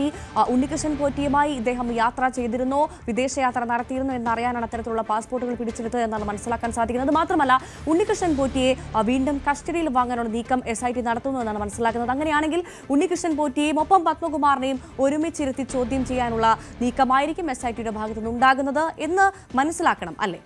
തീർച്ചയായും നമുക്ക് മനസ്സിലാക്കാൻ കഴിയുന്ന പോലെ തന്നെ ഈ ഒരു അന്താരാഷ്ട്ര ബന്ധം സൂചിപ്പിച്ച് ഈ ഒരു സൂചന നൽകിക്കൊണ്ടാണ് ഈ പാസ്പോർട്ട് അടക്കം ഈ പോലീസ് വാങ്ങിവെച്ചിരിക്കുന്നത്. മാത്രമല്ല ഈ ഒരു ഉണ്ണികൃഷ്ണൻ പോറ്റിയുമായി ചേർന്ന് നിർത്തിക്കൊണ്ട് അത്തരത്തിൽ ഒരുമിച്ച് നിർത്തിക്കൊണ്ടുള്ള ചോദ്യം ചെയ്യലിൽ കൂടുതൽ വിവരങ്ങൾ മനസ്സിലാക്കാൻ കഴിയും. മാത്രമല്ല ഉണ്ണികൃഷ്ണൻ പോറ്റി ഇപ്പോൾ അറസ്റ്റിലായിട്ട് തന്നെ കുറേ ദിവസങ്ങളായി. അപ്പോൾ അവരിൽ നിന്ന് ആ സമയത്ത് ലഭിച്ച വിവരങ്ങളും പിന്നീട് ഈ പത്മകുമാറിന്റെ മൊഴിയും ഒക്കെ അടിസ്ഥാനപ്പെടുത്തിക്കൊണ്ടായിരിക്കും കൂടുതൽ ചോദ്യം ചെയ്യലിലേക്ക് കാര്യങ്ങൾ കടക്കുക. അതുകൊണ്ട് തന്നെ ഇത് നിർണായകമായ ഒരു ഘട്ടമാണ് അന്വേഷണ സംഘത്തിന്. കാരണം ഇത് കൂടുതൽ വിവരങ്ങൾ, അതായത് ഈ ഒരു രേഖകളിൽ തിരിമറി നടത്തി എന്നതും അപ്പുറം ഈ ഒരു തിരിമറി നടത്തി അങ്ങനെ ലഭിച്ചിട്ടുള്ള പണം, അതുമായി ബന്ധപ്പെട്ട സാമ്പത്തിക ഇടപാടുകൾ എന്തൊക്കെയാണ്, അത് എത്തരത്തിലൊക്കെ വിനിയോഗിച്ചിട്ടുണ്ട്, അത് ഏതൊക്കെ കൈകളിലേക്ക് എത്തിയിട്ടുണ്ട് എന്നടക്കമുള്ള വലിയ ചോദ്യങ്ങൾ നിലനിൽക്കുന്നുണ്ട്. അതുകൊണ്ട് തന്നെ പത്മകുമാറിനെ ചോദ്യം ചെയ്യുന്നത്, ഉണ്ണികൃഷ്ണൻ പോറ്റിയെ ഒപ്പം നിർത്തിക്കൊണ്ടുള്ള ഈ ചോദ്യം ചെയ്യൽ, ആ വിവരങ്ങളുടെ അടിസ്ഥാനത്തിലുള്ള ചോദ്യം ചെയ്യൽ ഈ ഒരു അന്വേഷണത്തിന്റെ നിർണായക ഘട്ടത്തിലാണ് ഇപ്പോൾ നിൽക്കുന്നത് എന്ന് തന്നെ വേണം പറയാൻ. കാരണം ഈ ഒരു സാമ്പത്തിക ഇടപാടുകളിലേക്ക് കാര്യങ്ങൾ എത്തുന്നു, അതായത് ഇതിൽ അന്വേഷണം ആ ഭാഗങ്ങളിലേക്ക് എത്തുന്നു. അതുകൊണ്ട് തന്നെ ഇതിൽ കൂടുതൽ അറസ്റ്റുകൾ ഉണ്ടായേക്കാം, മാത്രമല്ല ഇതിൽ ഉന്നതരിലേക്കും കാര്യങ്ങൾ എത്താമെന്നുള്ളൊരു സൂചനയാണുള്ളത്. അതുകൊണ്ട് തന്നെ ഈ ഒരു ചോദ്യം ചെയ്യൽ വളരെ പ്രധാനപ്പെട്ട ഒന്നാണ്. ഈ ഒരു അന്വേഷണ സംഘത്തിന്റെ നിർണായക ഒരു ചുവടുവെപ്പായിട്ട് തന്നെ ഇത് കണക്കാക്കേണ്ടി വരും. തുടർന്നുള്ള ദിവസങ്ങളിലും ഇതുമായി ബന്ധപ്പെട്ട കൂടുതൽ വിവരങ്ങൾ പുറത്തേക്ക് വരാൻ സാധ്യതയുണ്ട്. ഇപ്പോൾ അതാണ് സാരംഗോർ, ഒരു ഒറ്റ കാര്യം കൂടി, ഈ ഉണ്ണികൃഷ്ണൻ പോറ്റിയുടെ തട്ടിപ്പിനിരയായ നടൻ ജയറാമിന്റെ മൊഴിയെടുക്കുമെന്നുള്ള വിവരം കൂടി SIT പങ്കുവച്ചിരുന്നു. ജയറാമിനെ സാക്ഷിയാക്കി എന്നുള്ള വിവരങ്ങൾ പുറത്തു വന്നിരുന്നു. അപ്പോൾ ആ മൊഴിയെടുപ്പ് എപ്പോഴത്തേക്ക് ഉണ്ടാകുമെന്ന് സംബന്ധിച്ച് എന്തെങ്കിലും സൂചനകൾ ലഭ്യമാകുന്നുണ്ടോ ഈ അവസരത്തിൽ? SIT നിലവിൽ ജയറാമിൻ്റെ സമയം ആവശ്യപ്പെട്ടിരിക്കുകയാണ്. അതായത് ഇത്തരത്തിലൊരു നടപടിക്രമങ്ങൾ പാലിക്കാൻ, അതായത് ഈ ഒരു മൊഴി രേഖപ്പെടുത്താൻ അടക്കമുള്ള ഒരു സമയം ആവശ്യപ്പെട്ടിരിക്കുകയാണ് ജയറാമിൻ്റെ. അത് അദ്ദേഹം ഇത്തരത്തിൽ അദ്ദേഹത്തിൻ്റെ സൗകര്യമനുസരിച്ചുള്ള ഒരു ദിവസം അല്ലെങ്കിൽ അത്തരത്തിലുള്ളൊരു സാഹചര്യം ഒരുക്കി ഇതിൽ അന്വേഷണവുമായി സഹകരിക്കുമെന്ന് തന്നെയാണ് മനസ്സിലാക്കാൻ സാധിക്കുന്നത്. കാരണം തുടക്കത്തിൽ തന്നെ ഈ ജയറാമുമായി ബന്ധപ്പെട്ട് പല ഇത്തരത്തിലുള്ള ആരോപണങ്ങളടക്കം ഉയർന്നിരുന്നു. അതുകൊണ്ട് തന്നെ ഇതിൽ കൃത്യമായ ഒരു മൊഴി നൽകിക്കൊണ്ട് തൻ്റെ ഭാഗം വ്യക്തമാക്കാനുള്ള നടപടി ജയറാമിന്റെ ഭാഗത്ത് നടക്കം ഉണ്ടാകുമെന്നാണ് മനസ്സിലാക്കാൻ കഴിയുന്നത്. ഭവ്യ, സാരംഗ് സുധാകരനാണ് വിവരങ്ങൾ നൽകിയത്. സുപ്രീം കോടതി ചീഫ് ജസ്റ്റിസായി ജസ്റ്റിസ് സൂര്യകാന്ത് ഇന്ന് ചുമതലയേൽക്കും. രാജ്യത്തെ 53ാമത് ചീഫ് ജസ്റ്റിസാണ് സൂര്യകാന്ത്. 2027 ഫെബ്രുവരി 9 വരെയാണ് കാലാവധി. കശ്മീരിന് പ്രത്യേക പദവി നീക്കിയത്, ബീഹാർ വോട്ടർ പട്ടിക പരിഷ്കരണം, പെഗാസസ് സ്പൈ വയർ അടക്കം നിരവധി കേസുകളിൽ നിർണായക ഉത്തരവുകൾ പുറപ്പെടുവിച്ചിട്ടുണ്ട് ജസ്റ്റിസ് സൂര്യകാന്ത്.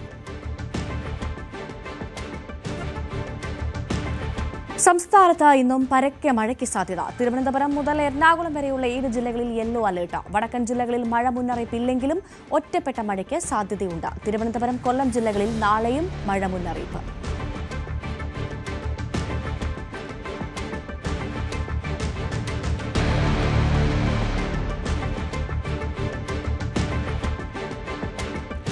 തെക്കൻ തമിഴ്നാട്ടിലും കനത്ത മഴ തുടരുകയാണ്. തിരുനെൽവേലി, തെങ്കാശി ജില്ലകളിൽ വിദ്യാഭ്യാസ സ്ഥാപനങ്ങൾക്ക് അവധി പ്രഖ്യാപിച്ചു. തിരുനെൽവേലിയിൽ 89.73 മില്ലിമീറ്റർ മഴയും തൂത്തുക്കുടിയിൽ 57.04 മില്ലിമീറ്റർ മഴയും രേഖപ്പെടുത്തി. കന്യാകുമാരി, തൂത്തുക്കുടി ജില്ലകളിലും ശക്തമായ മഴ ലഭിച്ചിട്ടുണ്ട്. തിരിച്ചെത്താം ഇടവേളയ്ക്ക് ശേഷം.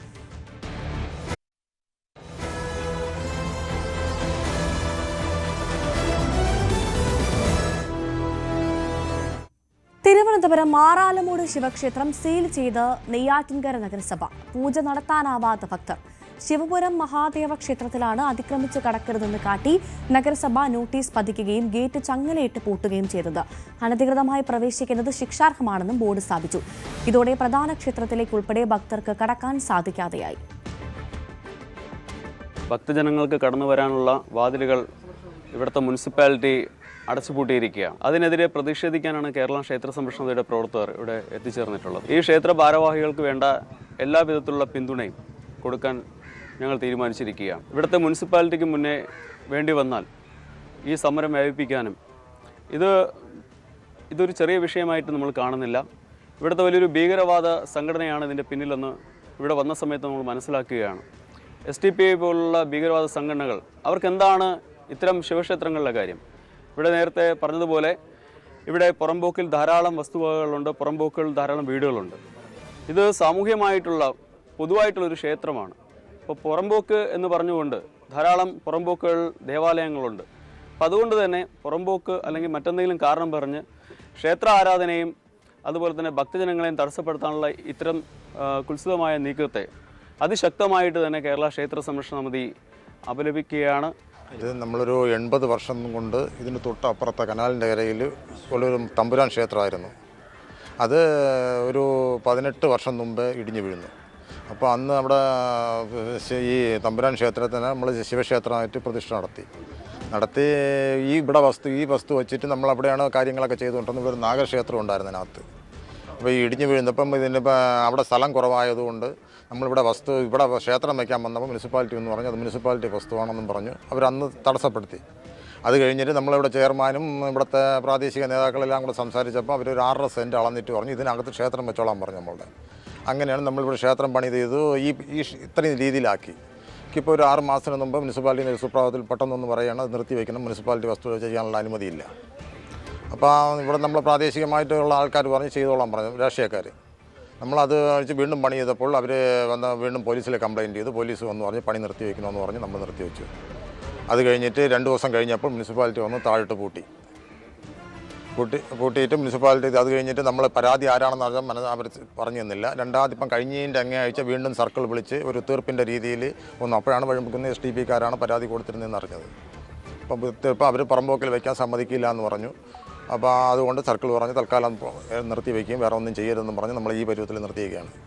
ഏതാണ്ട് 90 വർഷങ്ങളുടെ പഴക്കമുണ്ടെന്ന് ഇവിടുത്തെ മുസ്ലിം സമുദായങ്ങൾ പോലും പറയുന്നുണ്ട്. അവർ പിന്നീടാണ് വന്നിട്ടുള്ളത്. ഈ ക്ഷേത്രം അത് കാലഗണനപ്പെടും നമുക്കറിയാമല്ലോ. അതിനുശേഷം അതിന് പുനരുദ്ധാരണം നടന്നുകൊണ്ടിരിക്കുമ്പോഴാണ് ഒരു 4 SDPI എന്ന് പറയുന്ന ആളുകൾ നഗരസഭ സെക്രട്ടറിക്ക് പരാതി കൊടുക്കുന്നു. ഈ ക്ഷേത്രം അനധികൃതമാണ്, ഇവിടെ നിർമ്മിക്കുവാൻ പറ്റില്ല, ഇത് തടയണം എന്ന് നഗരസഭ സെക്രട്ടറിയെ ഭീഷണിപ്പെടുത്തിയിരിക്കുകയാണ്. അതുപോലെ പോലീസിനെയും ഭീഷണിപ്പെടുത്തിയിരിക്കുകയാണ്. ഒരു മപ്റ്റിയിലുള്ളൊരു പോലീസുകാരൻ ഈ ക്ഷേത്ര ഭാരവാഹിയുടെ വീട്ടിൽ പോയിട്ട് പറയുകയാണ്, നിങ്ങൾ മര്യാദയ്ക്ക് ഈ ശരിക്കും നേരത്തെ പോപ്പുലർ ഫ്രണ്ടിൻ്റെ ആ പയ്യൻ വിളിച്ചതുപോലെ മര്യാദയ്ക്ക് ജീവിച്ചില്ലേ എന്ന് പറയുന്നത് പോലെ ഈ മപ്റ്റിയിലുള്ള ഒരു സ്പെഷ്യൽ ബ്രാഞ്ചിൻ്റെ പോലീസുകാരൻ ക്ഷേത്ര കമ്മിറ്റിയുടെ വീട്ടിൽ പോയി പറയാണ്, അതിനെ നിർത്തിവെക്കുക, അതാണ് നിങ്ങൾക്ക് നല്ലത് എന്ന് സ്പെഷ്യൽ ബ്രാഞ്ചിൻ്റെ പോലീസുകാരൻ പോലും ഈ ക്ഷേത്ര ഭാരവാഹികളെ ഭീഷണിപ്പെടുത്തിയിരിക്കുകയാണ്. അരുൺ മോഹൻ വിവരങ്ങളുമായി ചേർന്നു. അരുൺ, ഇത്തരത്തിൽ നെയ്യാറ്റിൻകര നഗരസഭ ഇത്തരത്തിലൊരു നടപടി എടുക്കാനുള്ള സാഹചര്യം, കാരണം അതെന്തായിരുന്നു? തീർച്ചയായും നേരത്തെ സൂചിപ്പിച്ചതുപോലത്തെ ഈ 1971 കാലഘട്ടത്തില് ഒരു സോമൻ നായർ എന്ന് പറയുന്ന സ്വാതന്ത്ര്യ സമര സേനാനിയാണ്, രാമനാഥൻ നായർ എന്ന് പറയുന്ന സ്വാതന്ത്ര്യ സമര സേനാനിയാണ് അവരുടെ വച്ചാരാധന ഉണ്ടായിരുന്ന പ്രദേശം അവിടെ ഇത്തരം ഒരു ക്ഷേത്രത്തിന് വേണ്ടി വിട്ടു നൽകിയെന്നാണ് നമുക്ക് മനസ്സിലാക്കാൻ കഴിയുന്നത്. തുടർന്ന് ഇവിടെ പൂജ ശിവക്ഷേത്രമായി ഉയരുകയും തുടർന്ന് നിരവധി ഭക്തജനങ്ങൾ എത്തുന്ന ഒരു സ്ഥലമായിരുന്നു ഇവിടെ ഉള്ളത്.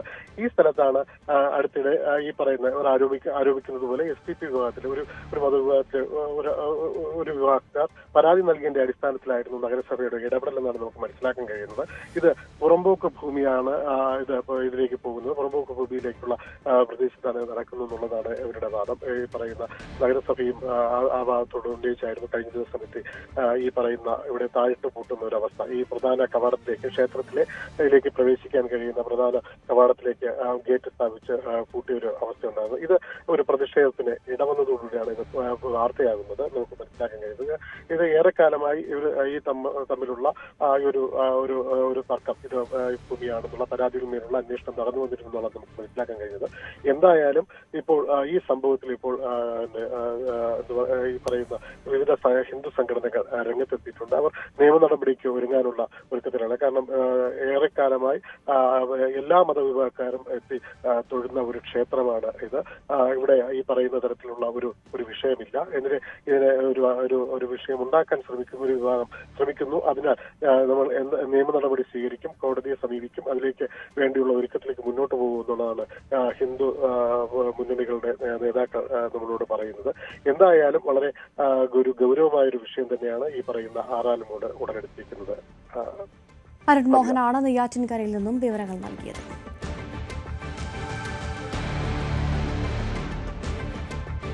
ശബരിമലയിൽ സുഗമമായ ദർശനം നടത്തി തീർത്ഥാടകർ. ഇടവിട്ട് പെയ്യുന്ന മഴ ഒഴിച്ചു നിർത്തിയാൽ ശബരിമലയിൽ കാര്യമായ തിരക്കില്ല. 80,000-ൽ താഴെ തീർത്ഥാടകരാണ് ഇന്നലെ മല കയറിയത്. പമ്പയിൽ നിന്നുള്ള നിയന്ത്രണം തുടരുകയാണ്. പുലർച്ചെ 3 മണിക്ക് നട തുറന്നത് മുതൽ സന്നിധാനത്ത് തിരക്കുണ്ടെങ്കിലും കാര്യങ്ങളെല്ലാം നിയന്ത്രണ വിധേയമാണ്. നിലയ്ക്കലോ പമ്പയിലോ കൂടുതൽ സമയം ഭക്തർക്ക് കാത്തു നിൽക്കേണ്ടി വരുന്നില്ല. അതിനുള്ള ക്രമീകരണങ്ങളെല്ലാം നേരത്തെ തന്നെ ദേവസ്വം ബോർഡും പോലീസും ഏർപ്പെടുത്തിയിരുന്നു. കഴിഞ്ഞ ദിവസം 80,000-ൽ താഴെ ഭക്തരാണ് സന്നിധാനത്തേക്ക് എത്തിയത്. രാവിലെ മുതൽ മഴ അനുഭവപ്പെടുന്നുണ്ട്, ഇടവിട്ട മഴ ശബരിമലയിൽ അനുഭവപ്പെടുന്നുണ്ട്. പക്ഷെ അതൊന്നും തന്നെ മലകയറ്റത്തെ ബാധിക്കുന്നില്ല എന്ന് തന്നെയാണ് ഭക്തർ വ്യക്തമാക്കുന്നത്. നല്ല തിരക്കുണ്ടായിരുന്നു, ഇപ്പം മഴയുണ്ടായിരുന്നു. അപ്പോൾ എല്ലാം എവിടെ നിന്നാണ് വരുന്നത്? പട്ടാമ്പി, പാലക്കാട്. വലിയ തിരക്കുണ്ടായിരുന്നു പമ്പയില്? പമ്പയില് അത്ര തിരക്കുണ്ടായിരുന്നു, കുറവായി. മല കയറ്റമൊക്കെ എളുപ്പമായിരുന്നു? എളുപ്പമായിരുന്നു. ഒരുപാട് സമയം ക്യൂ നിൽക്കേണ്ടി വന്നു? ഇല്ല, ക്യൂ നിൽക്കേണ്ടി വന്നിട്ടില്ല. ഡയറക്റ്റ് നടപ്പന്തലേക്ക് എത്തി. എത്ര പേരാ ഉള്ളത്? ഞങ്ങൾ 8-9 പേര്. 9 പേര്. നിലയ്ക്കൽ ഇറങ്ങുമായിരുന്നു? നിലയ്ക്കലല്ല, പമ്പയിലിറങ്ങി. എന്നിട്ട് വണ്ടി അങ്ങോട്ട് പോയി? വണ്ടിയാണ്. അടിപൊളിയായിരുന്നു.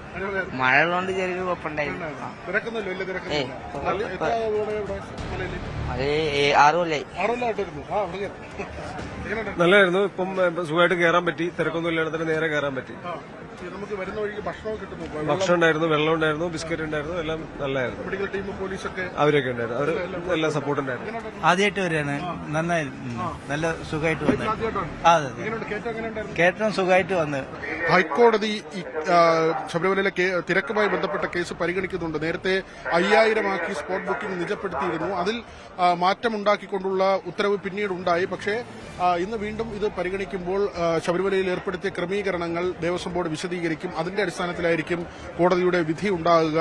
ദേവസ്വം ബോർഡ് പറയുന്ന രീതി അനുസരിച്ചാണെങ്കിൽ 70,000 പേര് വെർച്വൽ ക്യൂവിലൂടെയും 20,000 പേർ സ്പോട്ട് ബുക്കിംഗും അധികമായി 10,000 പേർ, അങ്ങനെ 1,00,000 പേർ വന്നാലും ബുദ്ധിമുട്ടില്ല എന്ന ഒരു നിലപാടാണ് ദേവസ്വം ബോർഡ് നേരത്തെ എടുത്തിരുന്നത്. എന്നാൽ ദേവസ്വം ബോർഡ് ഭരണസമിതിയിലുണ്ടായ മാറ്റമടക്കം ഇവിടുത്തെ കാര്യങ്ങൾ ഏകോപിപ്പിക്കുന്നതിൽ ചില വീഴ്ചകൾ സംഭവിച്ചിരുന്നു. പക്ഷേ അതെല്ലാം തന്നെ മാറിയിട്ടുണ്ട്. കഴിഞ്ഞ ദിവസത്തെ അവലോകന യോഗത്തിൽ 400 പേരെ അധികമായി താൽക്കാലിക ജീവനക്കാരെ നിയമിക്കാൻ തീരുമാനിച്ചിരുന്നു. മരാമത്ത് ജോലികൾ വേഗത്തിൽ പൂർത്തിയാക്കാൻ തീരുമാനിച്ചിരുന്നു. ഓരോ ദിവസവും ശബരിമല എക്സിക്യൂട്ടീവ് ഓഫീസറും സ്പെഷ്യൽ ഓഫീസറും ചീഫ് പോലീസ് കോർഡിനേറ്ററും അവലോകന യോഗം ചേർന്ന് എത്ര പേരെ കയറ്റിവിടാം, പ്രത്യേകിച്ച് സ്പോട്ട് ബുക്കിംഗിലൂടെ എത്ര പേരെ കയറ്റിവിടാം എന്നത് തീരുമാനിക്കണമെന്ന നിർദ്ദേശമുണ്ടായി. കഴിഞ്ഞ ദിവസം 80,000-ൽ താഴെ ആളുകൾ ആയതുകൊണ്ട് തന്നെ കൂടുതൽ പേരെത്തിയാലും ശബരിമലയിൽ അവർക്ക് ദർശനം നേടുന്നതിന് മറ്റ് ബുദ്ധിമുട്ടുകൾ നിലവിലെ സാഹചര്യത്തിൽ ഇല്ല.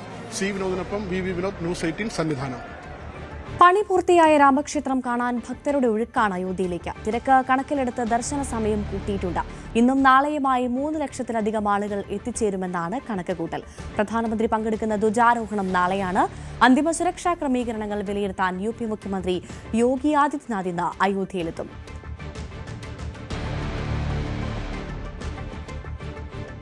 അയോധ്യയിൽ നിന്ന് തത്സമയം രഞ്ജിത്ത് രാമചന്ദ്രൻ വിവരങ്ങളുമായി ചേരുന്നു. രഞ്ജിത്ത്, അയോധ്യയിൽ എല്ലാ ഒരുക്കങ്ങളും പൂർത്തിയായല്ലോ, വലിയ സുരക്ഷാ ക്രമീകരണത്തിലായിരിക്കുമല്ലോ അയോധ്യ?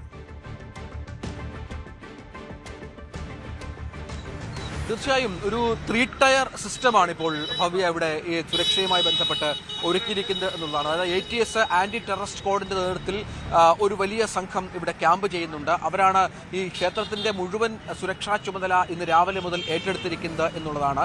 മറ്റൊന്ന് കേന്ദ്രസേനാംഗങ്ങൾ നമുക്കിപ്പോൾ ദൃശ്യങ്ങളിൽ കാണാം. കേന്ദ്രസേനയുടെ വലിയൊരു ബറ്റാലിയൻ ഇവിടേക്ക് എത്തിയിട്ടുണ്ട്. അവർ ഇതിന്റെ ചുറ്റുപാടും ക്ഷേത്രത്തിന്റെ പുറത്തുള്ള സുരക്ഷാ ക്രമീകരണങ്ങൾ കേന്ദ്രസേനയുമായി ബന്ധപ്പെട്ടാണ് നിയന്ത്രിച്ചിരിക്കുന്നത് എന്നാണ് അറിയിച്ചിരിക്കുന്നത്. UP പോലീസിന്റെ വലിയ സന്നാഹം പുറത്തുണ്ട്. ഈ ക്ഷേത്രത്തിന് ചുറ്റുമുള്ള ഗതാഗത ക്രമീകരണങ്ങൾ ഒപ്പം മറ്റ് സുരക്ഷാ കാര്യങ്ങളൊക്കെ തീരുമാനിക്കുകയും അത് നടപ്പിലാക്കുകയും ചെയ്യുന്നത് UP പോലീസിന്റെ നേതൃത്വത്തിലുള്ള സംഘമാണ്. അങ്ങനെ ഒരു 3 ടയർ സിസ്റ്റം ഇവിടെ ഏർപ്പെടുത്തിയിരിക്കുന്നു എന്നുള്ളതാണ് ഏറ്റവും പ്രധാനപ്പെട്ട വിവരം. നാളെ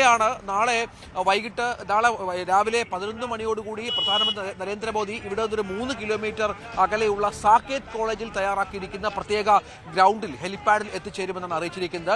അവിടെ നിന്ന് റോഡ് ഷോയോടുകൂടിയാകും പ്രധാനമന്ത്രി ഇങ്ങോട്ടേക്ക് എത്തുക. ഇരുവശങ്ങളിലും പുഷ്പവൃഷ്ടിയും മറ്റും അറേഞ്ച് ചെയ്തിട്ടുണ്ട്. അത്തരത്തിലുള്ള സംസ്ഥാനങ്ങളൊക്കെ ഉണ്ട്. വലിയ റോഡ് ഷോ ആസൂത്രണം ചെയ്തിരിക്കുന്നു എന്നുള്ളതാണ്. ഒരുപക്ഷെ UPയിൽ പ്രധാനമന്ത്രി നടത്തുന്ന മറ്റൊരു റോഡ് ഷോ ആയി ഇത് മാറും. അത്തരത്തിലാണ് കാര്യങ്ങൾ ആസൂത്രണം ചെയ്തിരിക്കുന്നത്. നമുക്കറിയാം, പ്രാൺപ്രതിഷ്ഠാ ദിവസം പ്രധാനമന്ത്രിയായിരുന്നു മുഖ്യ കാർമ്മികത്വം വഹിച്ചിരുന്നത്. അദ്ദേഹത്തിന്റെ സാന്നിധ്യത്തിലാണ് ഈ പ്രാൺപ്രതിഷ്ഠാ ചടങ്ങുകൾ നടന്നത്.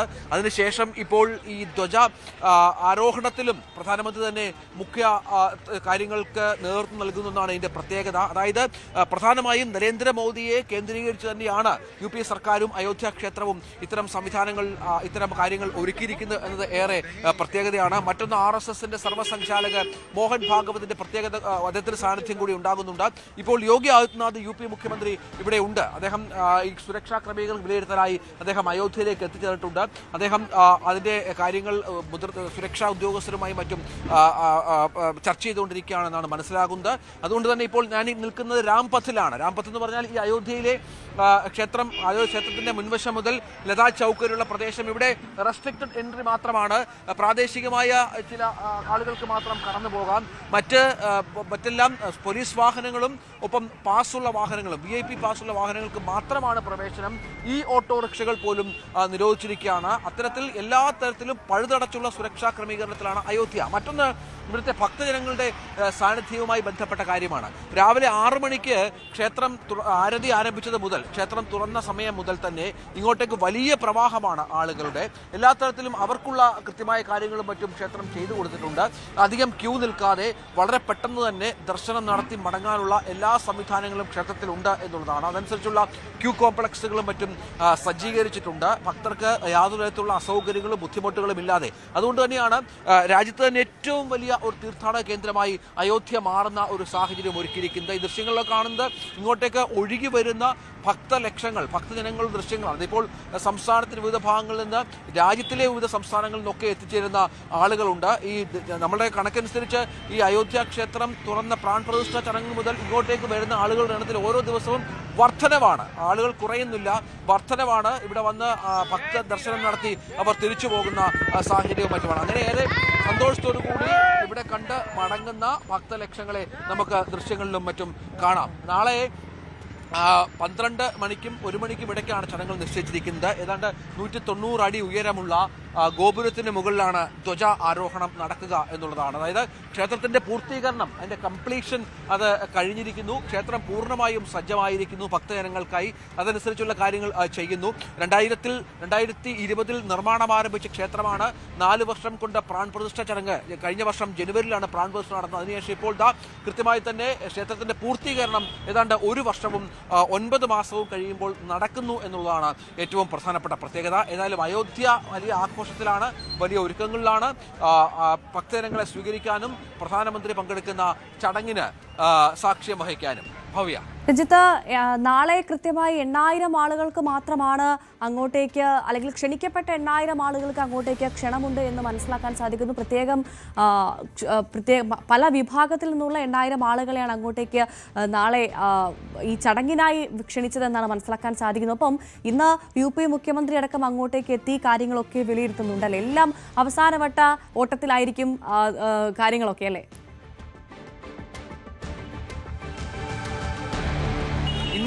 ഇന്നലെ മുതൽ 2-3 ദിവസമായി തന്നെ ഈ ധ്വജാരോഹണവുമായി ബന്ധപ്പെട്ട ചടങ്ങുകൾ ഇവിടെ നടക്കുന്നുണ്ട്. കലശപൂജ അടക്കം നടക്കുന്നുണ്ട്. അതൊക്കെ വിവിധ ആചാര്യന്മാർ പങ്കെടുത്തുകൊണ്ടുള്ള സവിശേഷമായ ചടങ്ങുകളാണ്. ഈ ധ്വജാരോഹണവുമായി ബന്ധപ്പെട്ടുള്ള പ്രത്യേക പൂജകൾക്ക് നേതൃത്വം നൽകുന്നത് കാശി, രാമേശ്വരം, ഒപ്പം അയോധ്യയിൽ നിന്ന് മറ്റുമുള്ള 101ഓളം ആചാര്യന്മാരാണ്. അവരുടെ നേതൃത്വത്തിലാണ് ചടങ്ങുകൾ പുരോഗമിക്കുന്നത്. അത്തരത്തിൽ എല്ലാ രീതിയിലും വലിയ തോതിലുള്ള സന്നാഹങ്ങളും ക്രമീകരണങ്ങളും മറ്റും ഇവിടെ ഉണ്ട് എന്നുള്ളതാണ് ഏറ്റവും പ്രത്യേകത. ഇപ്പോൾ യോഗി വന്ന് സുരക്ഷയുമായി ബന്ധപ്പെട്ട കാര്യങ്ങളിൽ ഒരു വിലയിരുത്തൽ നടത്തുന്നുണ്ട്. അതിനുശേഷം ഈ പൂർണ്ണമായും സുരക്ഷാ ക്രമീകരണങ്ങളുമായി ബന്ധപ്പെട്ട പഴുതടച്ചുള്ള സംവിധാനങ്ങൾ ഒരുക്കുന്നതിൽ വലിയ ശ്രദ്ധ പോലീസിന്റെ ഭാഗത്തു നിന്നും മറ്റും ഉണ്ടാകുന്ന ഒരു പശ്ചാത്തലമുണ്ട്.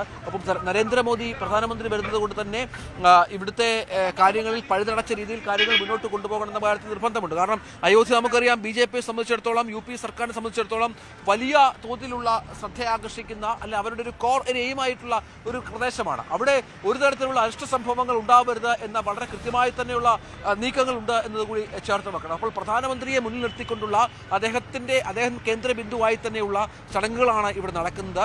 അതുകൊണ്ട് തന്നെ എല്ലാ രീതിയിലും ഉള്ള ഒരു ക്രമീകരണങ്ങൾ ഉണ്ട് എന്നുള്ളതാണ്. അത് വളരെ കൃത്യമായി തന്നെ നടപ്പിലാക്കുന്നുമുണ്ട്. ഒപ്പം ഈ ആളുകളുടെ ഒരു വരവിന്, അല്ലെങ്കിൽ ഭക്തജനങ്ങളുടെ ഒരു വരവിന് യാതൊരു തരത്തിലുള്ള കുറവുമുണ്ടാവരുത്, അല്ലെങ്കിൽ അവർക്കൊരു അസൗകര്യം ഉണ്ടാകരുത് എന്ന രീതിയിൽ തന്നെയാണ് കാര്യങ്ങൾ മുന്നോട്ട് കൊണ്ടുപോകുന്നത്. അപ്പോഴും ഭക്തജനങ്ങളെ നാളെ ഒരു 10 മണി മുതലൊക്കെ ആവും ഒരു പക്ഷേ റെസ്ട്രിക്ഷൻ ഉണ്ടാവുക. അക്കാര്യത്തിൽ വ്യക്തത വന്നിട്ടില്ല. റെസ്ട്രിക്ഷൻ ആളുകൾക്ക് അമ്പലത്തിലേക്ക് പ്രവേശിക്കാനായി ഇപ്പോൾ ദർശന സമയമൊക്കെ കൂട്ടിയിട്ടുണ്ട്. 2 മണിക്കൂറോളം ദർശന സമയത്തിൽ ഒരു വ്യത്യാസമൊക്കെ വരുത്തിയിട്ടുണ്ട്. അപ്പോൾ കൂടുതൽ ആളുകൾക്ക് എത്താനും സുഗമമായി വന്നു പോകാനും ഒക്കെയുള്ള അവസരങ്ങളും മറ്റും ഉണ്ടാകുന്നുണ്ട്. സ്വാമിജി, ആപ് കിധർ സേ? अयोध्या धाम से। कैसा लग रहा है पूरा? अयोध्या बिल्कुल सजी हुई है, धजी हुई है, नवनवायमान अयोध्या है। वही अयोध्या था जो पूर्ववर्ती सरकारों में लोग आने से कतराते थे। आज वही अयोध्या है कि आज लग रहा है कि मानिए वही त्रेताकालीन जैसा रुद्रयामल में वर्णन है, जैसा श्रीमद् वाल्मीकि रामायण में वर्णन है। अष्टचक्रा नवद्वारा देवानां पुरयोध्या तस्याम हिरण्मयः कोशः ज्योतिषावृतः, जिसको भगवान ने अपने मुखारविंद से गाया है।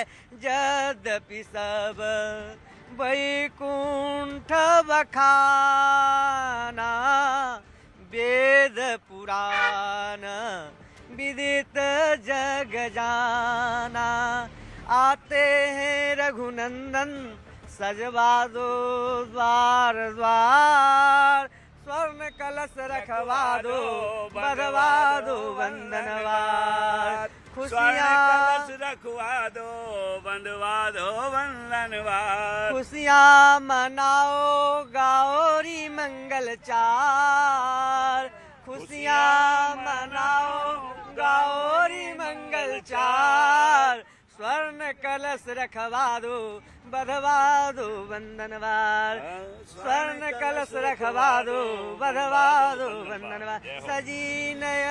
सजी नगरिया है सारी, नाचे गावे नर नारी, लरियों से मनियों से फुलझरियों से सजा आश्रम से आश्रम किधर है? मैं शाकेत भवन मंदिर का महंत आचार्य सीताराम. ആശ്രമങ്ങളിൽ നിന്നുള്ള ആചാര്യന്മാർ സന്യാസിവര്യന്മാരൊക്കെയാണ് ഇവിടേക്ക് ആ ദിവസം മുതൽ തന്നെ പ്രവഹിച്ചുകൊണ്ടിരിക്കുന്നത്. അങ്ങനെ തീർത്തും ഭക്തിസാന്ദ്രമായ ഭക്തജനങ്ങൾ വന്നു പോകുന്നവർക്ക് ഏറെ സന്തോഷം നൽകുന്ന ഒരു അന്തരീക്ഷം കൂടി അയോധ്യയിൽ സൃഷ്ടിക്കപ്പെട്ടിരിക്കുന്നു എന്നുള്ളതാണ് ഭവ്യ ഏറ്റവും വലിയ പ്രത്യേകത.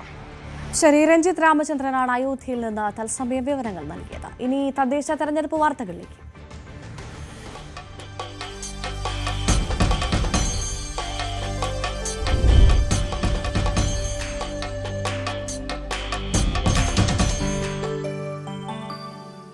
തദ്ദേശ തെരഞ്ഞെടുപ്പിലെ അന്തിമ സ്ഥാനാർത്ഥി ചിത്രം ഇന്നറിയാം. ഇന്ന് വൈകിട്ട് 3 മണിവരെ നാമനിർദ്ദേശ പത്രികകൾ പിൻവലിക്കാം. വിമത സ്ഥാനാർത്ഥികളെ അനുനയിപ്പിച്ച് പത്രിക പിൻവലിക്കാനുള്ള നെട്ടോട്ടത്തിലാണ് മുന്നണികൾ. 1,84,547 പത്രികകളാണ് നിലവിലുള്ളത്. 2,479 പത്രികകൾ സൂക്ഷ്മ പരിശോധനയിൽ തള്ളി. 1,07,211 സ്ഥാനാർത്ഥികളാണുള്ളത്.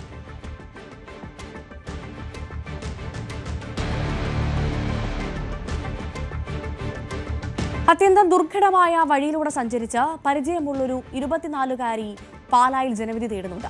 ഓഫ് റോഡിംഗ് താരമായ റിയ ചീരാങ്കുഴിയാണ് പാലാ നഗരസഭയിലെ 8ാം വാർഡിൽ നിന്ന് ജനവിധി തേടുന്നത്.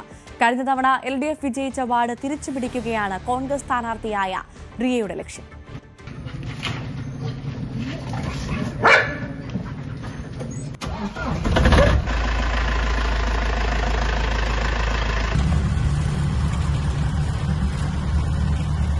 ഇതാണ് പാലാക്കാരി റിയ ബിനോ. ഈ കണ്ടതല്ല പക്ഷേ റിയയുടെ റൈഡ്, അത് ഇതുക്കും മേലെയാണ്.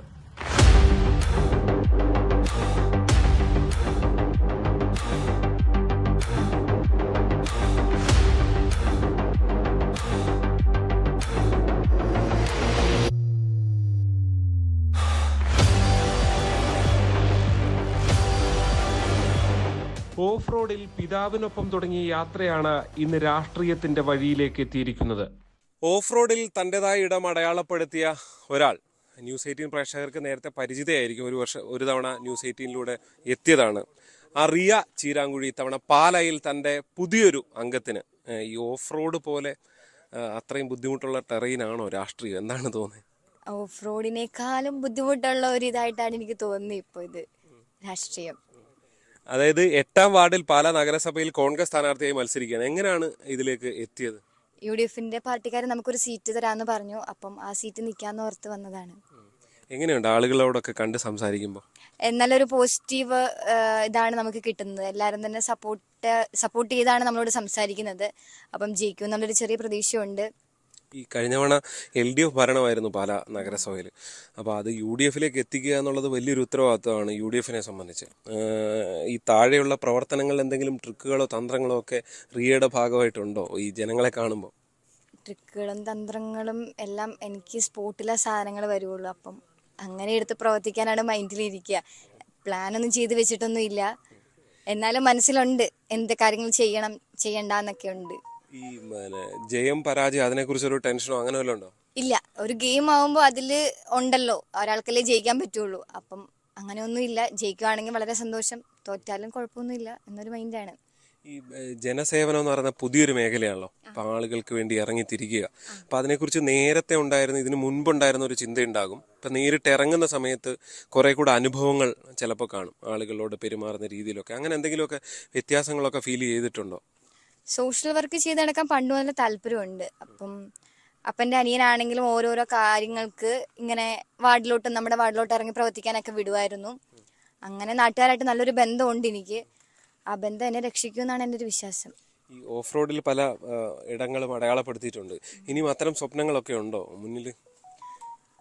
സ്വപ്നങ്ങൾ അതായത് വണ്ടി ഒരു പ്രാന്തും ഇങ്ങനെയുള്ള യാത്രകളെല്ലാം ഉണ്ടല്ലോ. അപ്പോൾ അതിനകത്തിൽ ഇനിയും വേറെ എവിടെയെങ്കിലും റൈഡ് പോവുക അങ്ങനെ ഇങ്ങനെയൊക്കെയുള്ള, അല്ലെങ്കിൽ ഈ ഓഫ് റോഡ് ഇതിനു വേണ്ടി വേറെ ഏതെങ്കിലും ടെറൈനിൽ പോവുക, അത്തരം സ്വപ്നങ്ങൾ? കേരളത്തിന്റെ വെളിയിൽ പോയി മത്സരിക്കണം എന്നൊക്കെ ആഗ്രഹമുണ്ട്. അങ്ങനെ അപ്പം തെരഞ്ഞെടുപ്പിലും അതിലുള്ള ഒരു മത്സരത്തിൽ ഏതാണ് ഈസി ആയിട്ട് തോന്നുന്നത്? കുറച്ചുകൂടെ ഓഫ് റോഡ് തന്നെ. ഓഫ് റോഡാണ് കുറച്ചുകൂടെ ഈസി നമുക്ക്. എന്തായാലും തെരഞ്ഞെടുപ്പിലും അത് ഈസിയായി മാറട്ടെ എന്ന് ആശംസിക്കാം. Okay, thank you. എന്തായാലും റിയ വലിയ പ്രതീക്ഷയിലാണ്. പാലയിലെ ഇത്തവണത്തെ പോരാട്ടം വലിയ പോരാട്ടമാണ്.